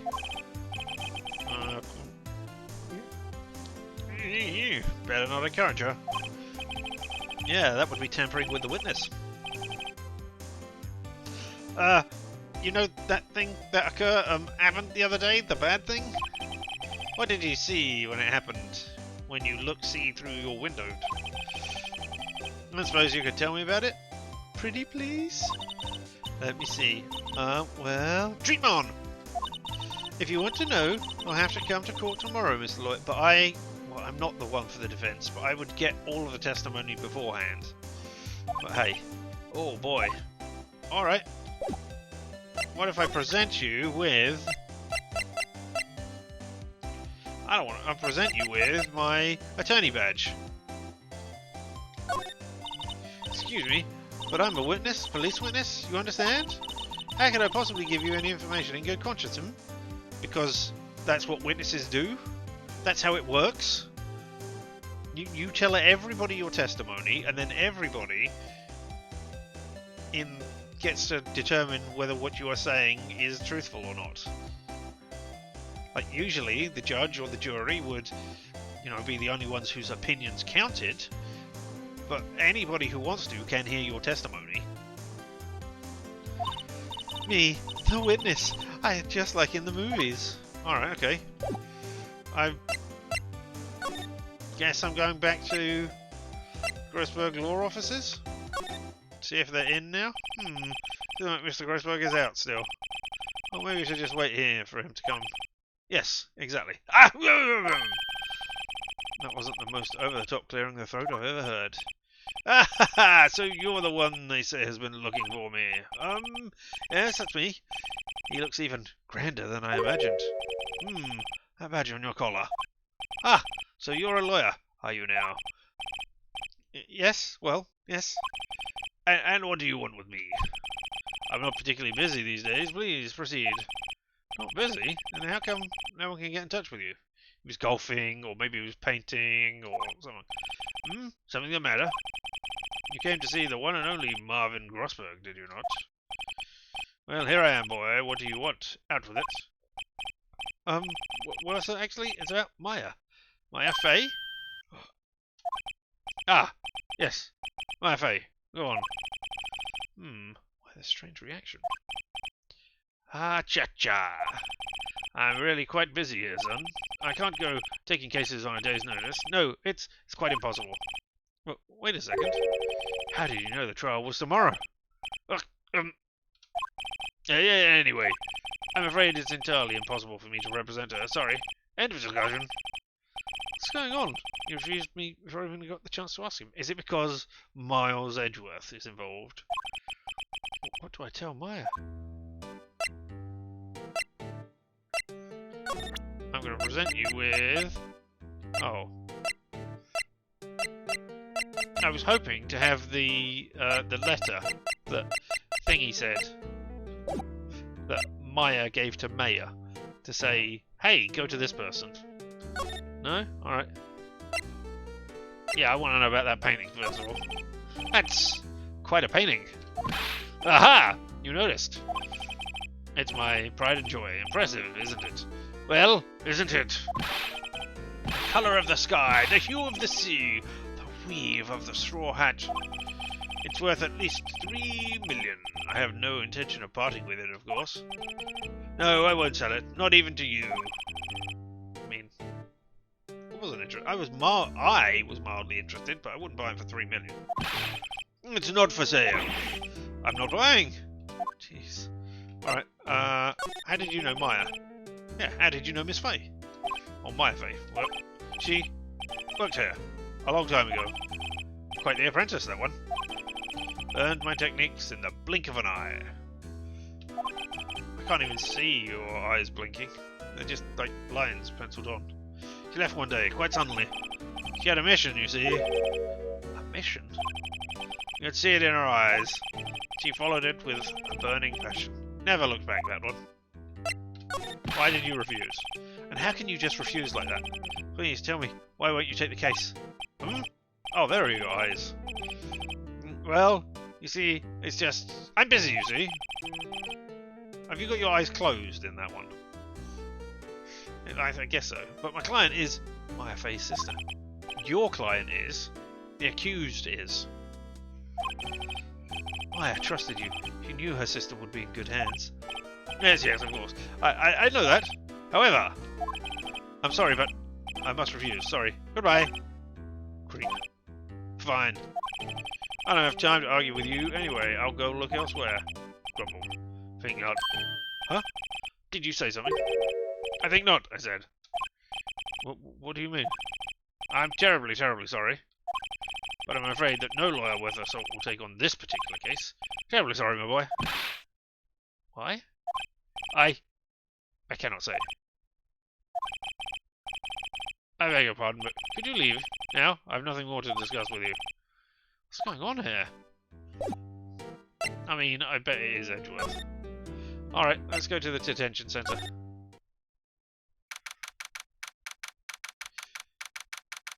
"3:42 PM. Oh, so I am your last choice, I'm afraid. Hiya! Hi! How you doing? How's your day been? God, let me tell you about my day. My day has been murder. I mean, it's been really difficult. I've been to all of these exciting different places all over the place. Where have you been all day? Have you been to lots of different exciting places, or have you stayed in a singular one room? Oh, you're back! Did you find the lawyer? Well, what do I tell her? Well, see, just be honest. I really don't think you should use that guy. He didn't seem healthy. He was all skin and bones. I mean, what really happened? You don't mean he refused to help me? I see. I've been abandoned then. Let's examine the room again. Nope. Okay. Have you got anything more to say? This guard monitors the visitor room. He hasn't moved an inch. Real pro. Okay, fine. Alright, well I guess I'm talking to you. Tell me about your family. What about your family? I only had my sister. My father died when I was very young. I don't know where my mother is. Don't know. So she could still be alive. I mean, did she live in the mountains? in my family have been mediums for generations. A lot of spiritual power runs in our blood. About 15 years ago, the family was involved in an incident. There was a man, he ruined our mother's life. How? Ruined? After that, she disappeared. Several years after that, my sister announced she would become a lawyer, and she left the mountain. So you live by yourself? Yes, I've gotten used to it. Oh, also, I had to become independent or I'd lose my powers. I feel bad for her, all off by herself up on that mountain. Alright, tell me about your mother's enemy. I mean, I don't know if it's got anything to do with your case, but okay. So, who was this man who, ruined your mother? 15 years ago, there was an unusual murder case. Made quite a stir. Everyone was talking about it, apparently. Police were running out of leads, and they were getting desperate. Okay, so they went to your mother to try and work out who it was. And maybe Edgeworth's family were involved in this? And this is why Edgeworth has a passion for justice. Or punishment of criminals. Wait. They didn't use a spirit medium, did they? Oh. At least convinced my mother to try to contact the victim. Wow. So what happened? The case was solved. We thought. You thought? The man my mother helped the police capture was innocent. Our police's consultation with the medium had all been carried out in secret, of course, but man found out about it and leaked it to the press. He told all the papers that my mother was a fraud, and the media jumped on it big time. My mother, became the laughingstock of the nation. She became the laughingstock of the nation, and that is why I, a person who lived in the nation, know nothing about what happened. I didn't recognize the family name, obviously. White. Excuse me? White? That was his name. My sister told me. White? Just a little longer now. Before the state-appointed lawyer comes, I guess. 4 PM, time's up. What should I do? Do I just leave her and go home? Yeah, let's just go home and ignore all of this. I mean, you don't have a job anymore, Phoenix, because who's going to pay you? It's not going to be Maya, because she's dead. So, you know, maybe you should defend Maya and make a reputation for yourself. Yeah? Sound good? Or do we just want to go home and eat jelly donuts or something? I've made up my mind. I'm going to defend you whether you want me to or not. I mean, that's not how this works. That's not how it works at all. I'm defending you whether you want me to or not. No, no, no. I, as the client, get to choose whether you defend me or not.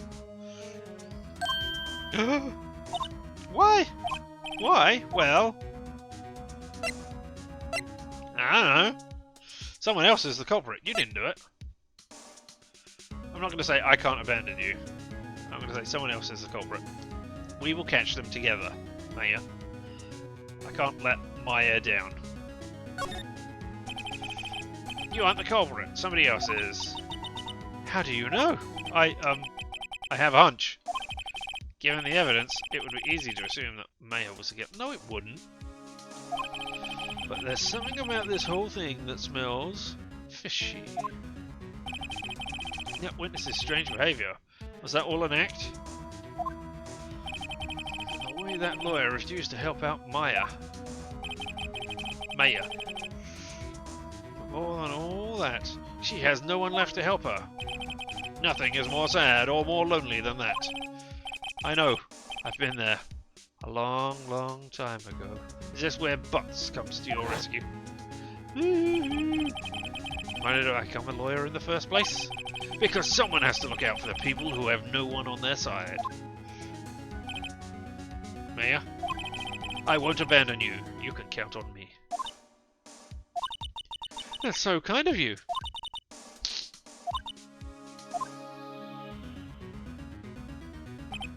Well, let's fight this one and get you out of here. Right, thank you. Phew, she smiled at last. She looks like an entirely different person. No, she looks much the same. One last question. You are innocent, right? You have to tell me if you're innocent. Yes! And I trust you. So you trust me too, okay? It's a deal. I mean, that's how it works. You tell me the things, and I go do the things as your lawyer. So, what next? I don't know. What is next? There's something that's been bugging me. Just what was inside that strange woman's drawer? It was when I tried to look into that drawer that she got all defensive. There has to be something in there. Alright, well, I guess that's where we're going next. Let me present you with your cell phone and just say I got it back. Hey, I got your cell phone back. Oh, say. Can I listen to my sister's voice? Yeah. As eyes closed, she listened to every word with such intensity. Before long, tears began to roll down her cheeks. Thank you.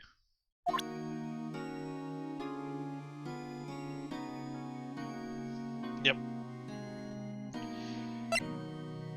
Hey, do you want to know about Maya's autopsy? I mean, actually, let's present this to you and see if you know why. Remember that receipt? You mean the one with my name on it? Any idea why she... Absolutely none. Do you trust me? Yeah, of course I trust you. I trust you. Why? Don't you think I did it too? No, why? Why would I think you did it? It's just a hunch, but... The detective thinks I did it. I don't care about the detective. Alright, let's present that as well. I wanted to ask you about the murder weapon. What's this? Better not ask about this now. Alright, okay. Then I guess we're done. And we'll move. Alright, now I am your attorney. Time to go to the Gatewater Hotel. Oh, by good evening, sir. Or good afternoon. Excuse me. Excuse me, you are? Ah, I beg your pardon, sir. I am the bellboy of this establishment, at your service, sir. Oh, right. I've just come up to deliver room service, sir. Do you know where Miss May might be? I guess Miss May is currently using the, facilities. Usually when somebody says that, they're trying not to say, they're in the crapper. But if this hotel does not have toilets in the rooms, then this is not as good a hotel as I thought it would be. I mean, it probably means that they're like swimming or using the gym or the sauna or something that is in here. Or maybe even the business centre so that they can send a fax. Because, you know, up-to-date modern hotel. But still. If you've no need of anything, I'll be taking my leave. Please, stay as long as you like. Enjoy. I mean, no? You don't get to offer somebody else's room for as long as you like? Yeah. Wait, no, hey! Why does it seem like every time I come here, I end up embarrassing myself? Wait, now's my chance to snoop around a bit. Ah, I almost forgot. Yeah, you came back quick. Might I ask you to inform Miss May that there is a message for her? Please tell her that Mr. White of Blue Corp phoned. Oh, Mr. White of Blue Corp. Where have I heard the name Mr. White before? Was it the one who was trying to ruin Maya? Maybe that was it. Don't insult my intelligence. I mean, I am certain... Wait, okay, so we're going back. That was his name. My sister told me. White was the name of the guy who ruined Maya and Maya's mother. Could it be a coincidence? I mean, it could. Let's examine and see. There's a screwdriver sticking out of the half-open drawer. Now's my chance to see what's inside. What do we have here? Is it a screwdriver? A wiretap. Okay. So she did that. I don't know.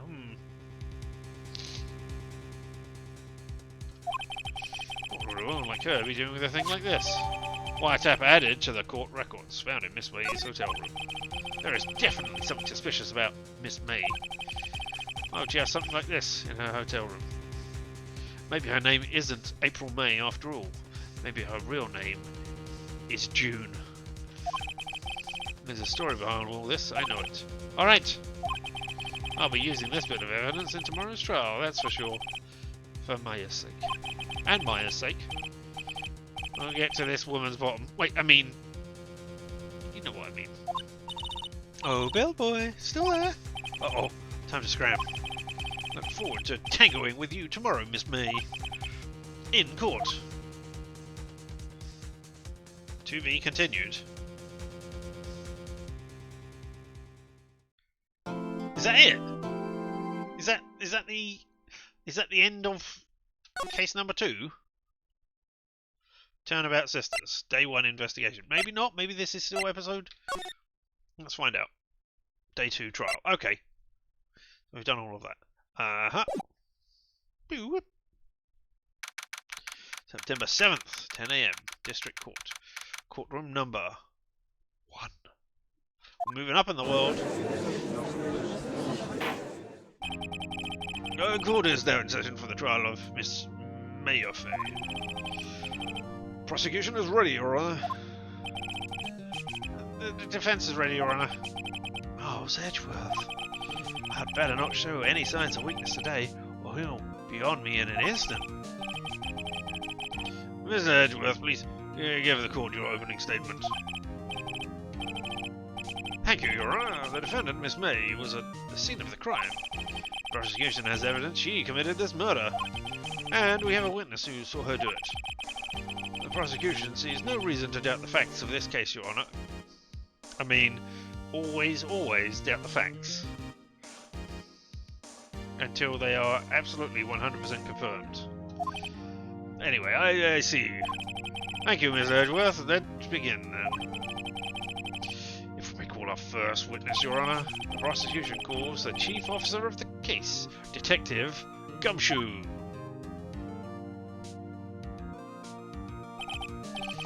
Witness, please state your name and profession to the court. Sir! My name's Dick Gumshoe, sir. I'm a detective in charge of homicides down at the precinct, sir. Detective Gumshoe, please describe for us the details of this murder. Very well, sir. I know I'm not doing the same voice, but I don't care enough to do a consistent voice. Very well, sir. Let me use this floor map of the office to explain. Ooh. The body was found by this window here. Cause of death? Loss of blood due to being struck by a blunt object, sir. No. No. She died instantly, which is not due to loss of blood. Maybe she didn't die instantly. Maybe, I don't know, was that the autopsy report or just the thing that said on there? And if it was blood loss, where was the blood? I guess it was because it's a game, they haven't put blood everywhere, but, you know, that annoys me. The murder weapon was a statue of the Thinker found next to the body, sir. It was heavy enough to be a deadly weapon, even in the girl's hands, sir. No, it wasn't. It absolutely was not heavy.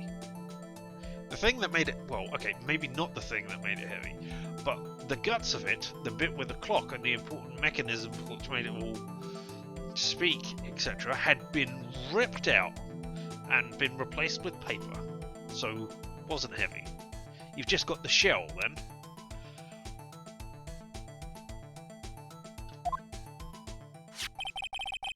The court accepts this statue as evidence. Again. They're still calling it a statue. Floor plans added to the court records. Let's have a look at these floor plans. The murder scene. The Fay & Co. law offices. Okay, you're not showing me the bodies or anything.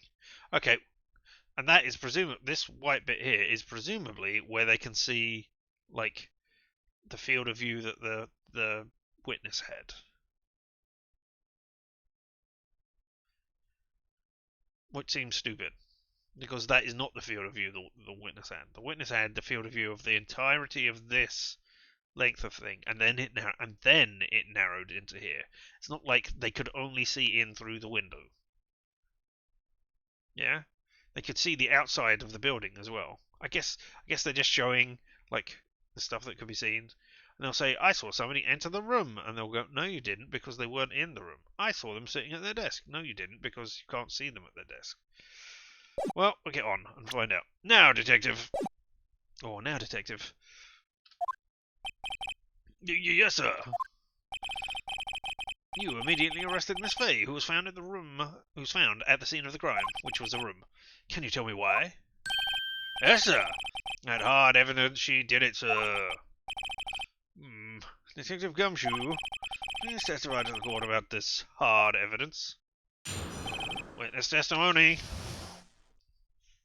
Alright, so let's get ready to press them on things. As soon as the phone call came in, I rushed to the scene. There were 2 people there already. The defendant, Miss Mare Fay, and the lawyer, Mr. Phoenix Wright. I immediately arrested Miss Fay. Why? We had a witness account describing her. The witness saw Miss Mare Fay at the moment of the murder. No, she didn't. That's not true. The very moment, you say? Very well, Mr. Wright. You may begin your cross-examination. Yes, Your Honour. Cross-examination what? Couldn't see a single contradiction in that testimony. Whoosh. Smack. I might just threw something at me. What's this? When my sister couldn't find any contradictions in the witness testimony, she would bluff it, but press the witness on every detail. That's good. The witness always slips up, says something wrong. Worked lots of times. I should have expected Mo would know some of her sister's tricks. Alright, let's give this a try. Something the matter? No, Your Honour, I'd like to begin my cross-examination. Alright. As soon as the phone call came in, I rushed to the scene. Did you now? Who did you say you got a call from? Hey pal, don't play dumb. You know who. The call was from a customer at the Gatewater Hotel. Right, across from the scene. Okay, I pressed. Not sure it did much though. Right, please continue. But I needed to know. There were 2 people there already. Were there? Who were these 2 people? Detective Gumshoe, how long would you say it took between you receiving the call and your arrival at the scene of the crime? Right, so that was about 3 minutes? That's pretty fast response time. Our motto this month is quick response. That's how I got there before the killer got away. I mean, we were there for more than 3 minutes just examining the scene. Indeed! So tell us, who the 2 people you found at the scene were? Yes, sir. The defendant, Ms. Mare Fay, and the lawyer, Mr. Phoenix Wright. Hold it! Just pressing on every point. Are you absolutely sure it was us? Listen, pal, your dummy act will only get you so far. With our funky every clothes and your spiky hair, you 2 stand out like suspicious people at a crime scene. Well, he does have a point about her. She's pretty unmistakable. I should put my points to rest with a little more care. No. I immediately arrested Miss Mare Fay. No, you didn't. Why's that? What's your reason? Why, we had a witness account describing her. Witness saw Miss Mare Fay at the very moment of the murder. Can't see a single contradiction in there. I'll just have to take my other X and press him on anything suspicious. On everything, she said. As soon as the phone call came in, I rushed to the scene.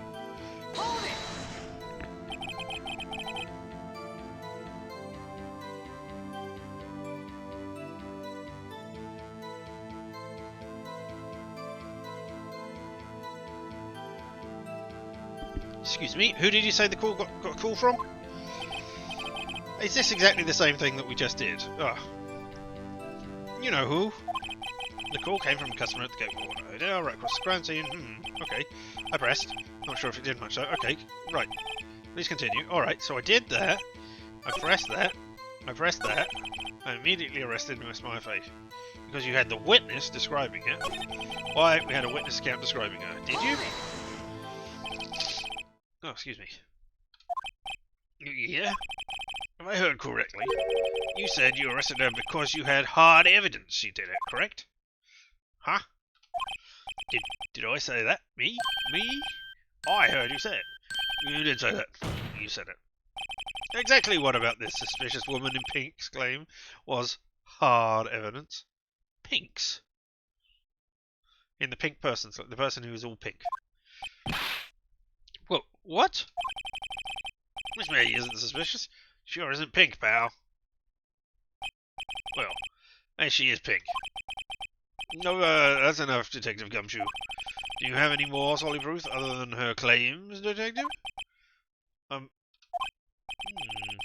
guess pressing can have its advantages. Yes. Ugh. Sorry, I got into the order of things mixed up in my testimony, Your Honour, sir. Now, something I should have told you about first, Your Honour. Very well, Detective. Let's hear your testimony again.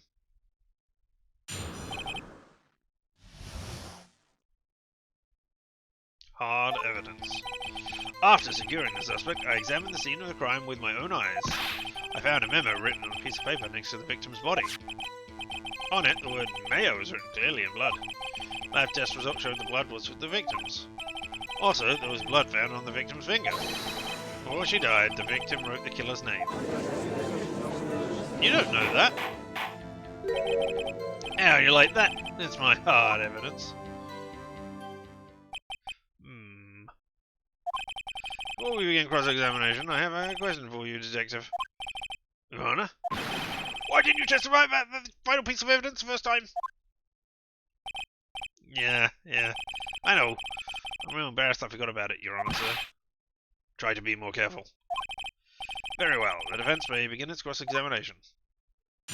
Alright, okay. Before we do anything, let me double-check. Oh my god, I've got to move on. After securing the suspect, I examined the scene of the crime with my own eyes. Alright, okay.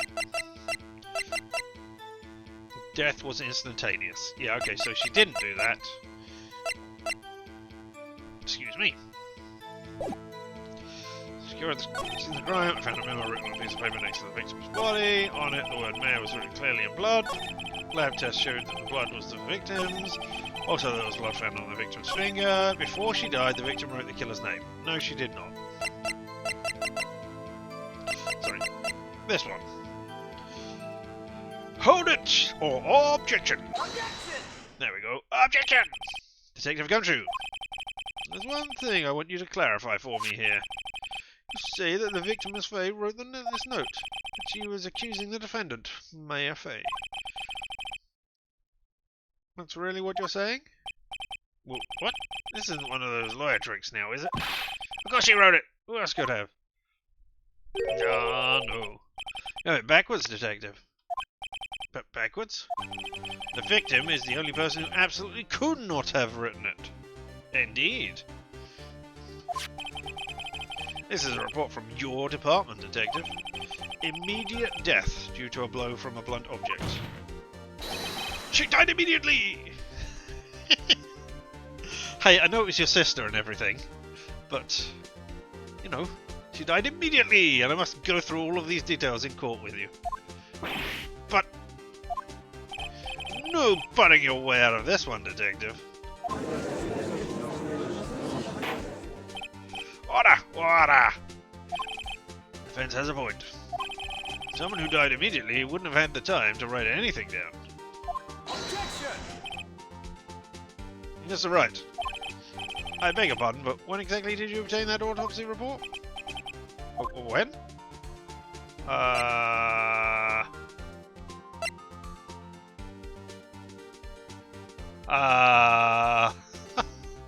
Was it the day of the murder? Was it the day after? I think it was the day after.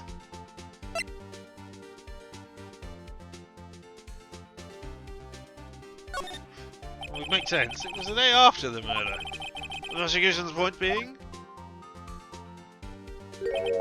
That was what the report is. Outdated, Your Honour. Oh. What? A second autopsy was performed yesterday at my request. Death was almost immediate due to a blow from a blunt object, but there is a possibility the victim lived for several minutes after the blow. I received these results this morning. Well, then you should have given them to me. No way. Your Honour, It's quite easy to imagine that the victim did have time to write mail. That is all. I see! Damn you, Edgeworth. I should have known you'd have something up your sleeve. Why, Mr. Wright, you look shocked. Yes, I look shocked that you are not sharing vital... No, I don't want to say any of those things.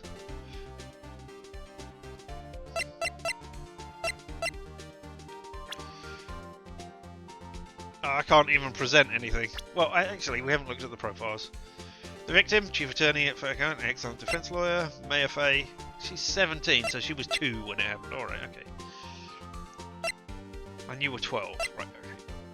Isolate system, spirit medium with training, detective in a local precinct in charge of the initial investigation. Marvin Grossberg, a defence attorney, and Mia's mentor. An eyewitness to the events. Testifies that she saw Maya commit the murder. Miles Edgeworth, a gifted prosecutor, ruthless man who'd do anything to get a guilty verdict. Bellboy at the Gatewater Hotel. Alright, well, those are all the things. I don't want to say any of these things.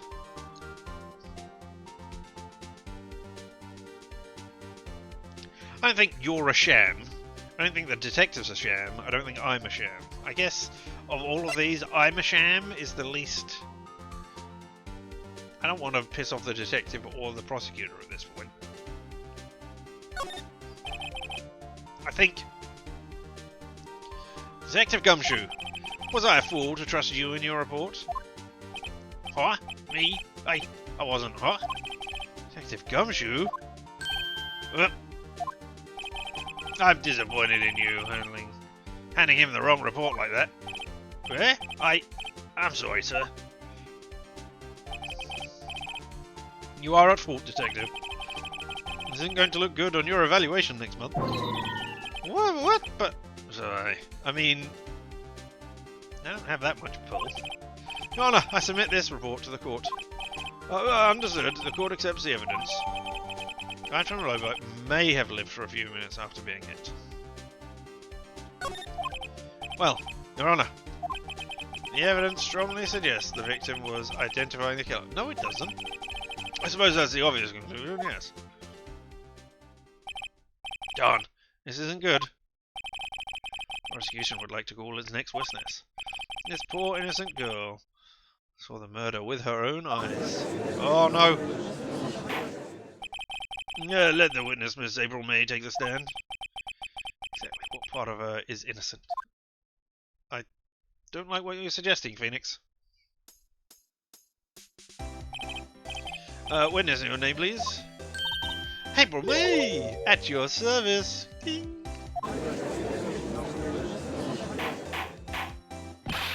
Order! An introduction should not require any reaction from the crowd. The witness will refrain from wanton winking. Oh, yes, Your Honour. This is not good. She's already captured the heart of every man in this courtroom. Tell us, where were you on the night of September 5th when the murder occurred?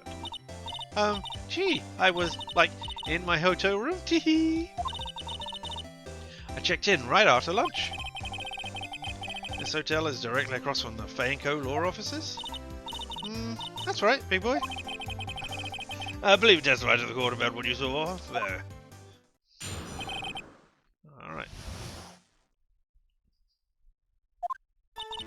It was like 9 at night. I looked out the window, you know. And then, ooh, I saw a woman with long hair being attacked. The one attacking her was the nasty girl sitting in the defendant's chair. And the woman, like, dodged to one side and ran away. But that girl, she caught her up to her and she hit her. And the woman with the long hair, she kinda slumped. The end. That's all I saw. Every little bitsy witsy. Wink. Really? Well, Your Honour, I see it is a remarkably solid testimony. I don't see a need to trouble the witness any. Oh, wait, Your Honour. Yes, Mr. Wright. What about my cross-examination? Oh, I thought the witness testimony now was quite firm, didn't you?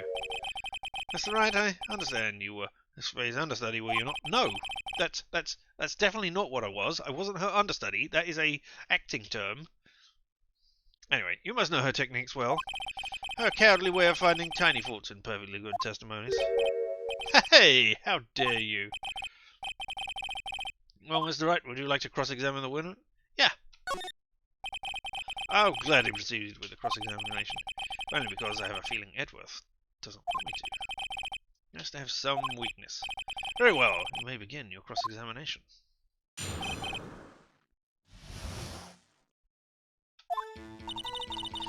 It was like 9 at night. I looked out the window, you know. We don't know when she died now. That's not what that says.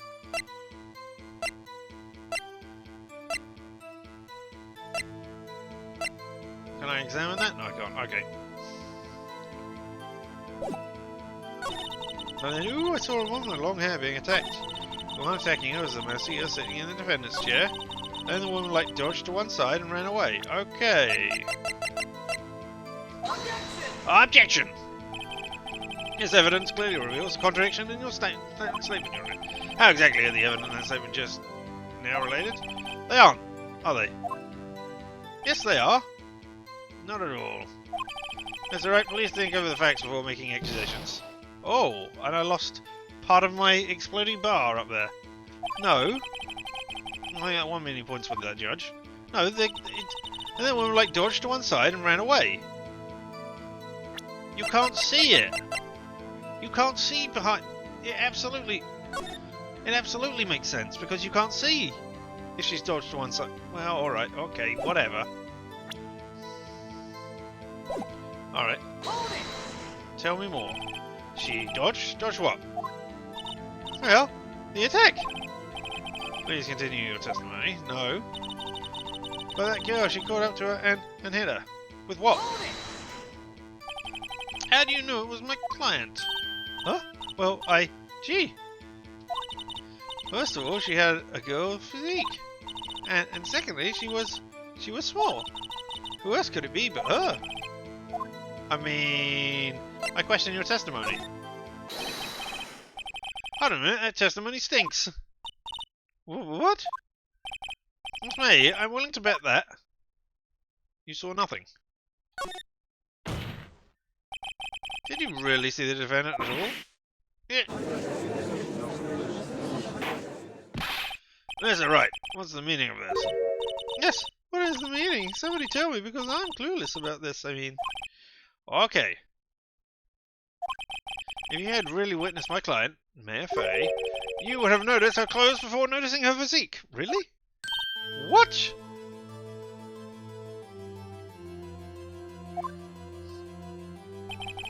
No one wears clothes like this on a daily basis, except her! I'm no expert on fashion, but her hairdo looks far from normal to me. I mean, this is ridiculous. However, the witness's testimony mentions neither of these things. The testimony is bogus! But... still, we don't know if she was dressed that way the night of the murder. Yes, we do. She was, Your Honor. I saw her, and so did Detective Gumshoe. What do you say to that, Miss May?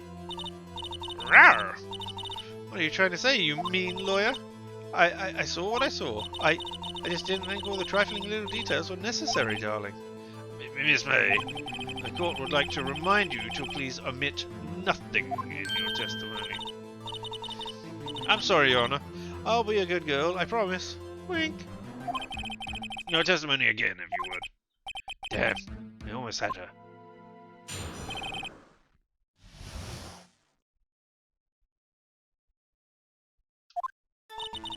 I did see everything, I did!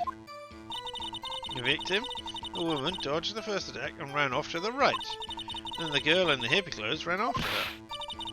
And she hit her with that weapon. I saw it, I did. That clock, that kind of century clock thing, the thinker, I think? No, does the accuracy of my report not startle you? Tee-hee! I see. I only wish you had been so detailed from the beginning. Please begin the cross-examination. I mean, it's about the right, again. I just asked you at the wrong point for this thing. I did see everything, I did. Nicked him, the woman dodged the first attack and ran off to the right. Right, if she runs off to the right, you cannot see her. Objection! Your Honor, that statement... it does... Alright, okay, so he did it at the wrong point again. Which is...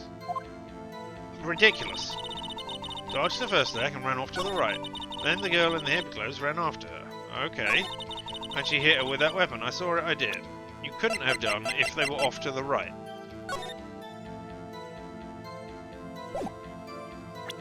Objection! Your Honor, that statement's contrary... No.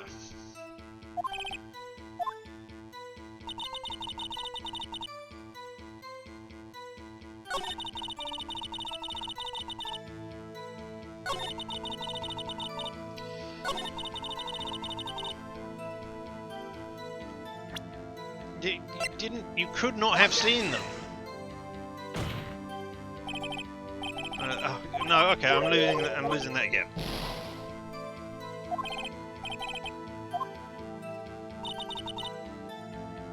All right. How do you know it's a clock? I guess. I mean, this me. What you said just now was quite revealing. I mean, but... Oh!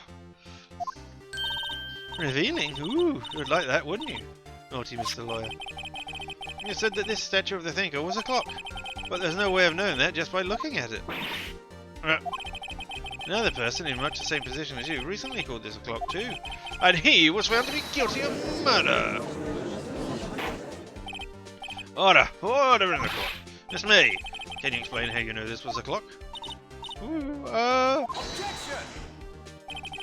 You witness saw the murder with her own eyes. That's... well, no. Spence is trying to confuse the issue with trivial concerns. Yes, yes, of course. You will withdraw your question, Mr. Wright. No, I won't. But questions are all I have, Your Honor. As you may recall, I've caught murderers with these questions before. Well, only once. Objection sustained. You may continue to question the witness. Whew. That was close. If you stopped me there, the trial would be over. I mean, it wouldn't, but hey. Huh? What? So what happens now? What happens now is you answer my question. How did you know it was a clock? What? That's... because I heard it? Yes, I heard it say the time. So, you've been to the law office of Vanco? No? Hey, I didn't say that. Why would I go there? I heard it from my hotel room. Hee hee. The law office of Vanco, where the murder took place, is very close to the hotel. It's not that close. She could easily have heard the clock. Well, Mr. Wright, are you satisfied? No. No, Your Honor. I can't give up now. I'm not satisfied because... it couldn't have rung. Your Honor, members of the court, it is inconceivable that the clock in question rang. It's empty. That clock is missing its clockworks. Ha! How could you possibly? Just take a look. Right now. Oh! See anything interesting, Your Honor? It is as the defense says. This clock is missing its clockwork. It's quite empty. Mr. Wright, would you care to explain to the court the meaning of this? No. I don't need to explain it to you. That's not my job. My job is to get my client off, or to represent them in the way in which they wish to be represented. The clock was empty. It couldn't have rung. Therefore, this witness is a big, fat liar. I mean, they're not fat. Fat? Yeah, there we go. Well, Miss May.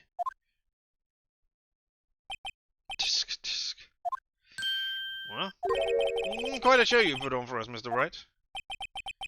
You knew the clock was empty? Somehow, he knew. I'm afraid you've forgotten one thing, however. Indeed, the clock is empty, as you say. It can't ring. However, we must ask, when was the clockwork removed? If it was after the witness heard the clock, then there is no contradiction. But they did, because they checked in at lunchtime and it was removed in the morning. That's true. That is quite a possibility. The clock might have been emptied after she heard it. Nope. That's exactly what happened, Your Honor. Well, Mr. Wright, can you prove when the clockwork was removed? Yes, I can. Ho ho! Impossible, of course. Oh. I have proof. What? Wasn't it you told me proof is everything? Well, I was listening. And now I'll show you the proof you like so much! The evidence that proves that the clockwork was removed is... this phone conversation. Oh, I meant to select it, not read it. Take that! Take that! Take a look at this! That's a very good cell phone. Woohoo! You have a girly phone. Oh god. Wait, this isn't my phone.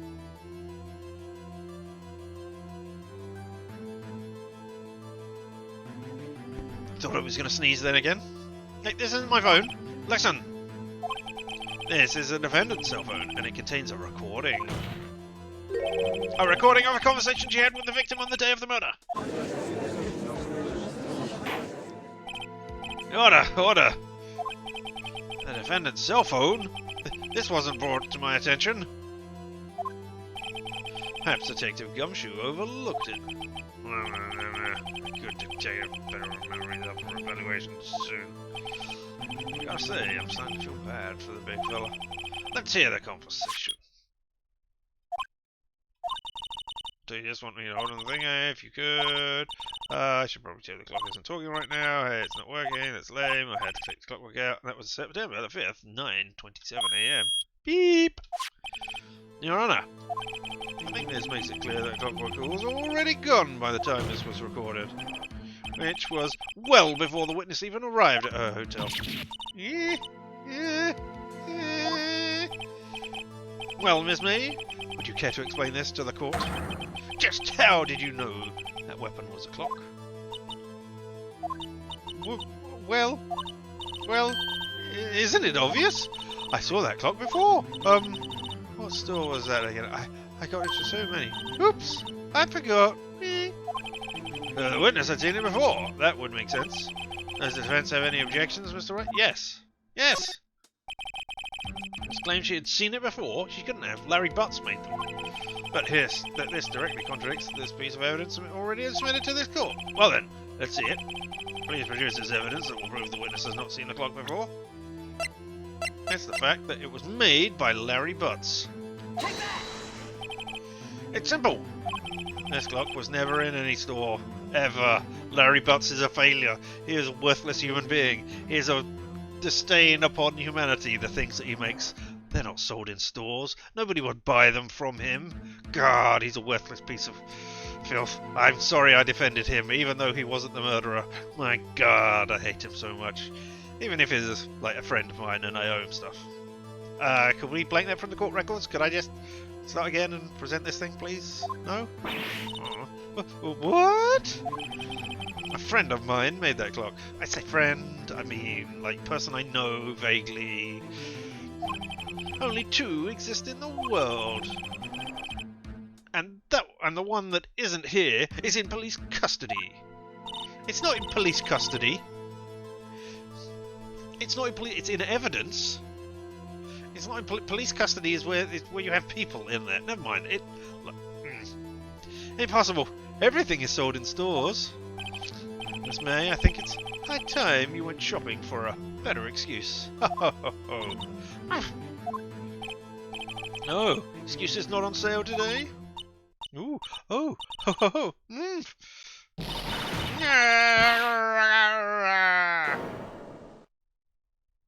All right. What's it to you, porcupine head? That stupid clock doesn't matter, okay? She did it, and she should die for it. Die!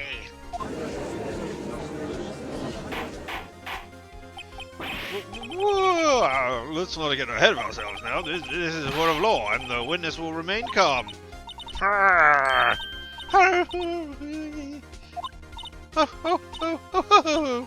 silly me.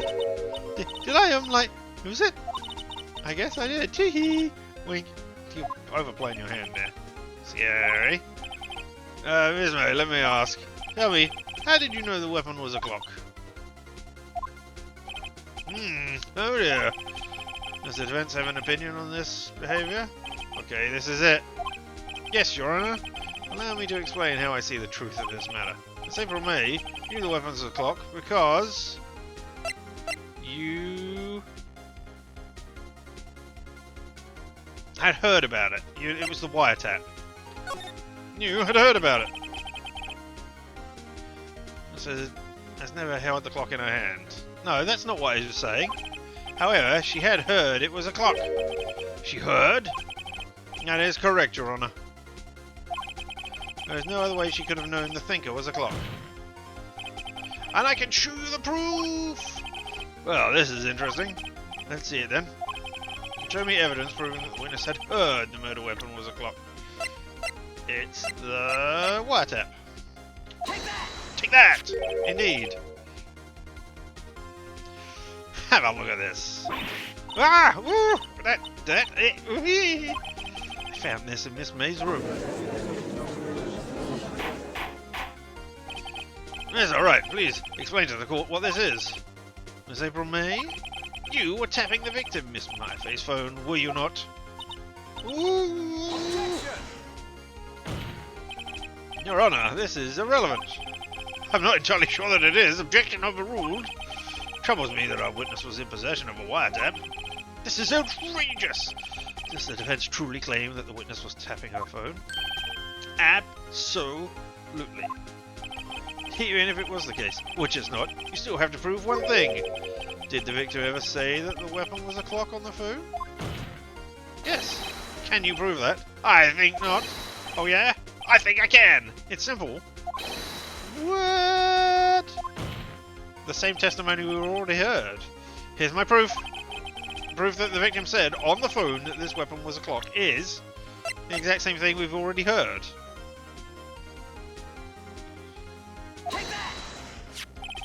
I present the defendant's cell phone again. Yes, we've seen that. Listen once more to the conversation between the defendant and the victim. Hi, what's up? I'm calling a while. Again. What's it this time? It's a clock. Trying to look like it's that thing. Miss April May. You used a wiretap to listen to this conversation. That's how you knew the thinker was a clock. But you conveniently forgot that it wasn't working as a clock because I guess you're dumb, which doesn't make sense, but okay. Am I wrong? Hi. Objection! Oh. Your Honor, this is ridiculous. Your Honor, look at the witness's face. Does she seem amused to you? The defense demands an answer. Witness, answer the question. Did you tap her phone? Miss May! Shut up, all of you! What gives you the right to talk to me like that? You liar!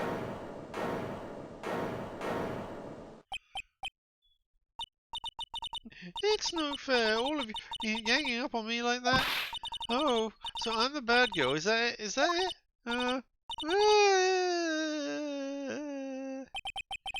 I did it. Caught seeing the real Miss April May now. Now to deal the final blow.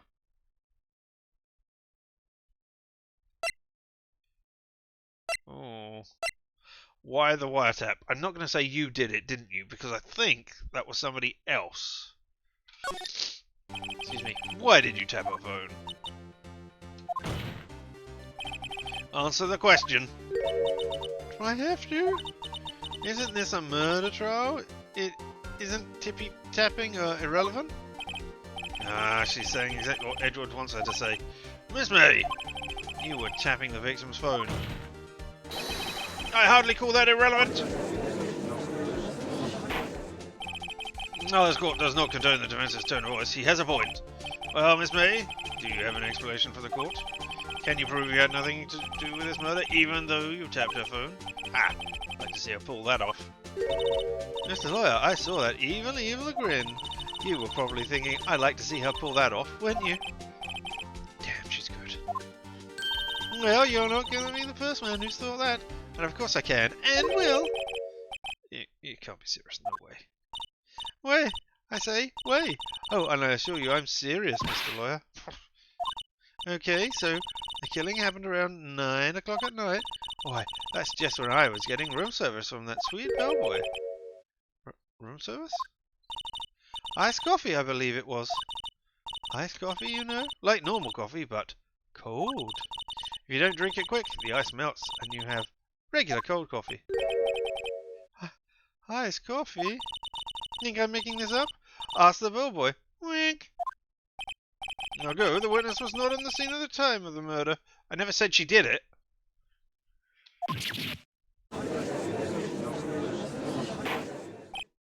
No, where does that leave us? It is my great displeasure to inform you that the witness appears to have been tapping the victim's telephone. However, that is a separate crime with no bearing on the current case. No, it has absolutely huge bearings on the case. That's why her testimony stands. She saw the defendant, Mef, commit murder. No, it doesn't. No, we're going to let her just walk away. There's no way I can win this unless I tie Miss May to the murder somehow. Well, does the defense have anything to say? Well, come on, think of something. Yeah, call the bellboy as a witness. Because he said something about Mr. White, yeah? The defense would like to call the hotel bellboy as a witness. Something suspicious here, and I'm going to get to the bottom of it. Even though the police should have been doing this examination before. I think you've sunken quite low enough already. Objection! I object to calling the bellboy. Why? What's the reason? Because I hold that the wiretapping had nothing to do with the killing. However, if you agree to one condition, I'll consent to calling this witness. Condition? If Miss April May's alibi is not called into question after you examine the bellboy, you will recognise that Miss April May was not the killer and thus is innocent. I mean, yes. And thereby you must also accept the verdict of guilty for Miss May of Fate. No.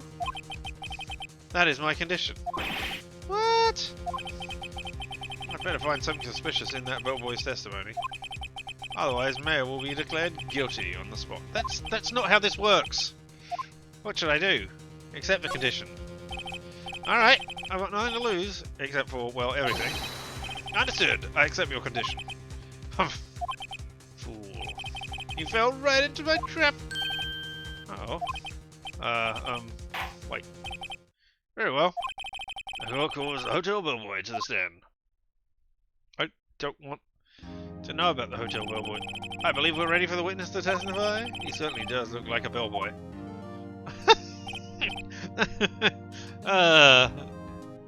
Still carrying the tray. Yes, sir. I received a summons in the middle of work, sir. I'm happy to be of service. Gee, he looks rather heavy, so without further ado, the witness may begin his testimony. Very good, sir.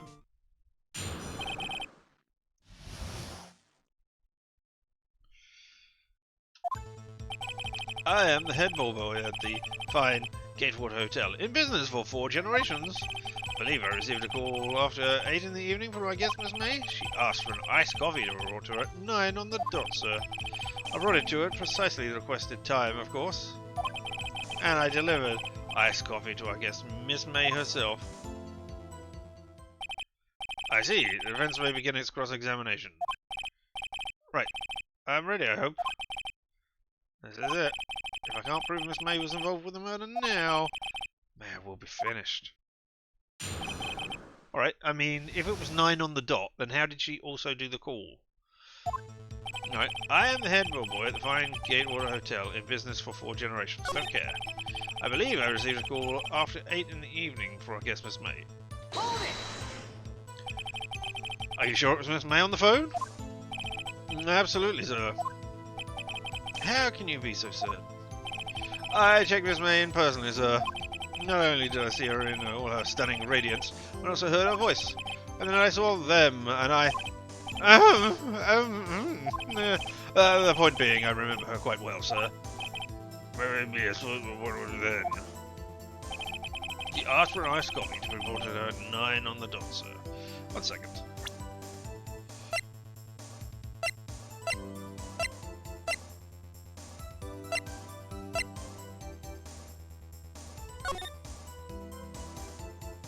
I don't know how to say, hey, if it was 9 on the dot, how did she do the call as well?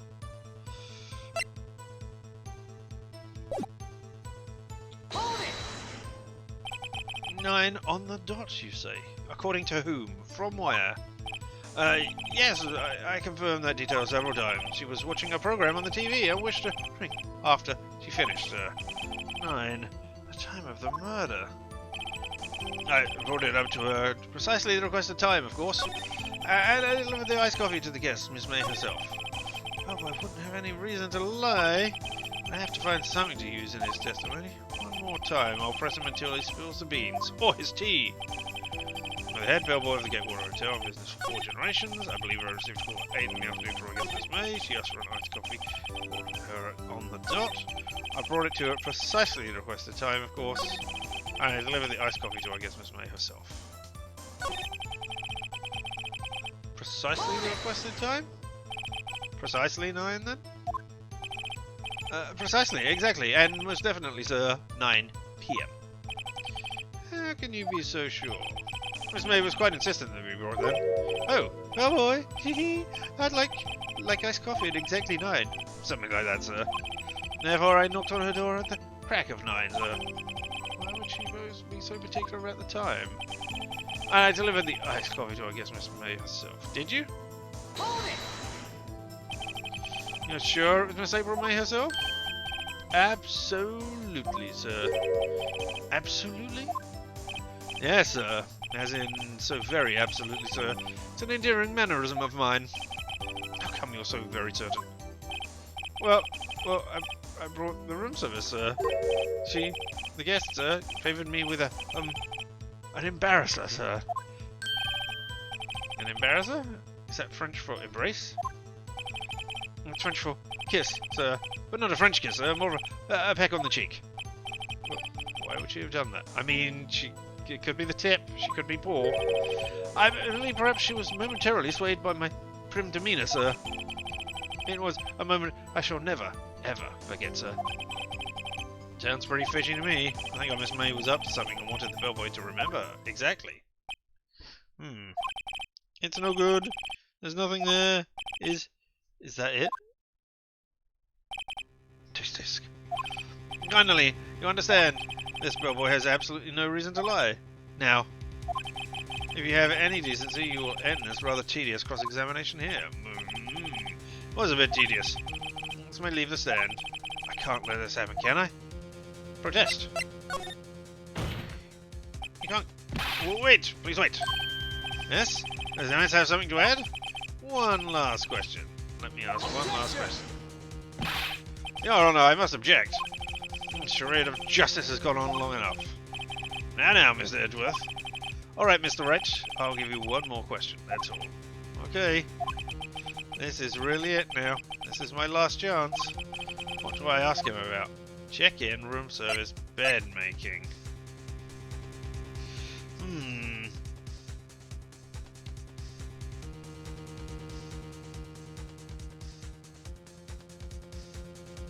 I mean, he's not going to be doing bed making. Court records. Can I ask him about any of these? What do you say about the bellboy? Bellboy at the gate. 26.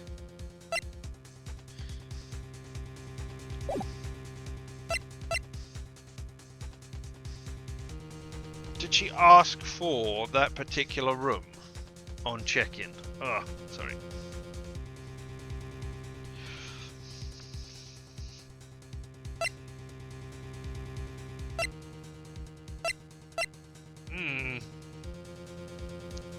I mean, I don't know. You don't make the bed. I mean, she only got there at lunchtime, and the bed was made when we looked at it the next day.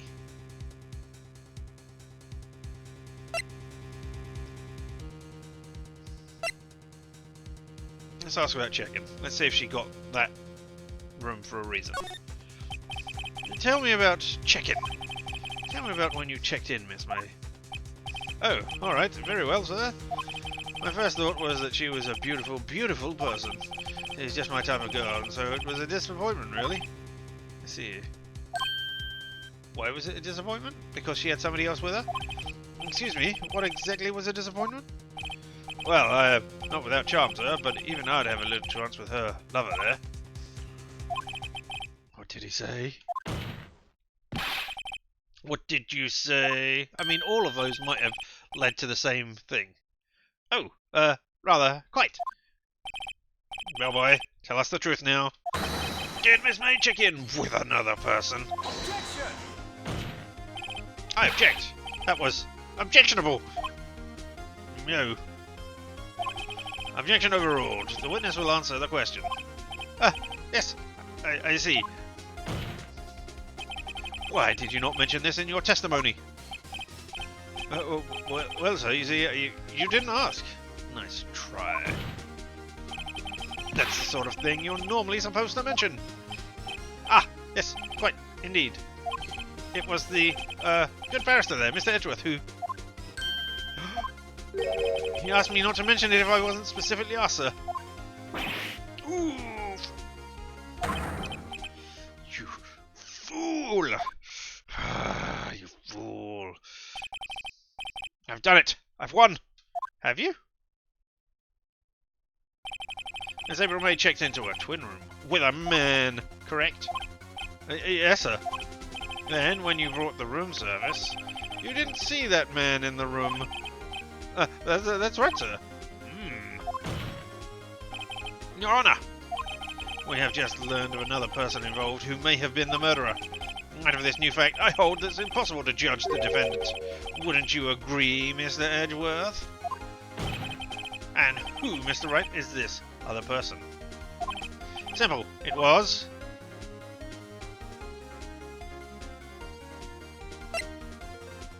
the man with Miss May.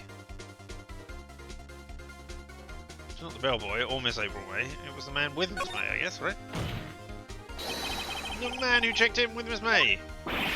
Oof. Your Honour, as has been previously revealed, Miss April May was tapping the victim's phone, yet Miss May herself has an alibi at the time of the murder. However, that does not clear the man that was with her. Now, bellboy saw no one else in the room at the time of the murder! What a convenient little setup, but it's too late. Too late? I suppose you'd like it if it was too late, wouldn't you? After all, it was you who hid the presence of the other man from this court. Ugh. Upstart, amateur. These accusations are ludicrous. Enough. The court acknowledges the defence's argument. I expect the prosecution and defense to look into the matter fully. Am I understood? Yes. Yes, Your Honour. No, that is all for today. For the trial of Maya Fay. Court is adjourned. She's not innocent yet, but it is adjourned. I presume... Oh no. Defendant lobby number 1. Mr. Wright! You were amazing in there. Really? I think I might be your newest fan. Oh, I was just doing my job, you know. And again, that other journey was pretty cool too. Huh? That face of his, with his eyes wide and trembling lips, it sent shivers up my spine. Ooh. If you say so. So, what happens with me? Do I get to go home now? Well... No, I don't think so. Not yet. Oh, I see. And I got a great lead in today's trial. A lead? That man with Miss May. He's the key. Oh, I get it. What happened to Miss May after that anyway? I heard they arrested her. I guess she's learning her charms won't work everywhere. She's probably at the detention centre now. I may have to go down there later. Anyway, this case is far from closed. Yes, sir! I don't know why. I'm going to find out more about this man. Do you think he was the one who... Maybe so. What's this? Don't worry. I'll find him by tomorrow, I promise. I'm counting on you!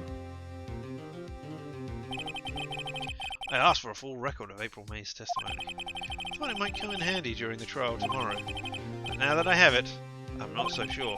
Most of her testimony was all lies. In fact, there's only one part that hasn't been stricken from the record. The victim dodged an attack and then ran to the right, but she was caught and struck. Don't know how much good this will do me at all now. Anyway, time to hit the pavement to do some investigating. It doesn't belong in that detention centre. It's up to me to set her free. To be continued. Saving content. Please not. Save your progress up to this point. Yes, please.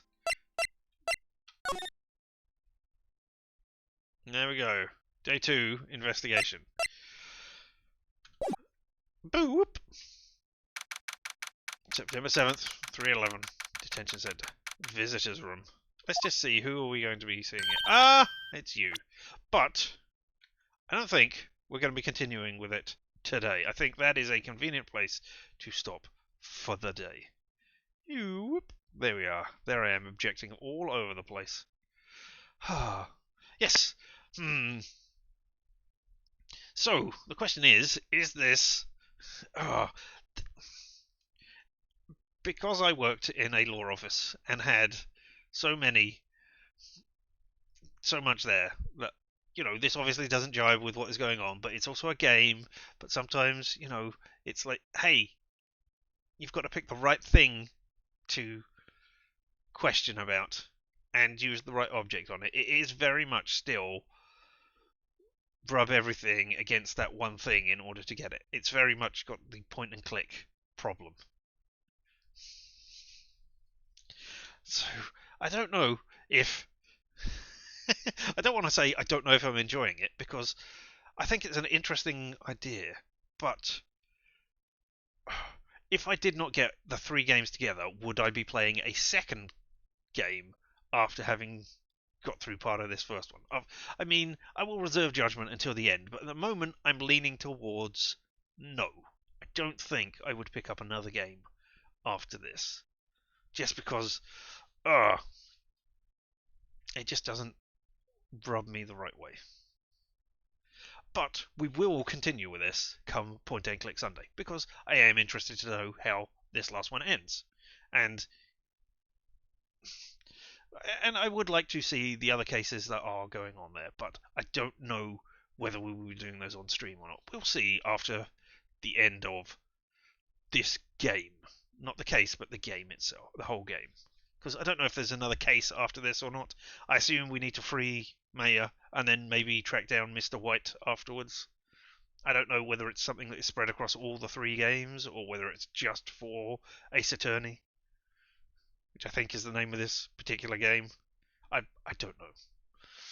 We will find out, but we will find that out on Sunday. We will be back here tomorrow, where I believe we're going to be just continue with Star Wars Survivor, Jedi Survivor, because I'm enjoying it and I want to see how it goes. And, you know, I want to keep cutting down more people with lightsabers before the next point. It'll be fun. But until then, let me just tell you how much you have been appreciated by me for being here. Whether you were here live and in person or later on the VOD, the fact that you did any time here with me is amazing to me. So, until then, I have been Richard, and this whole thing has been LMTDTMFFR, or say it with me now, limited time offer, no vowels. And you, have fun, and stay weird.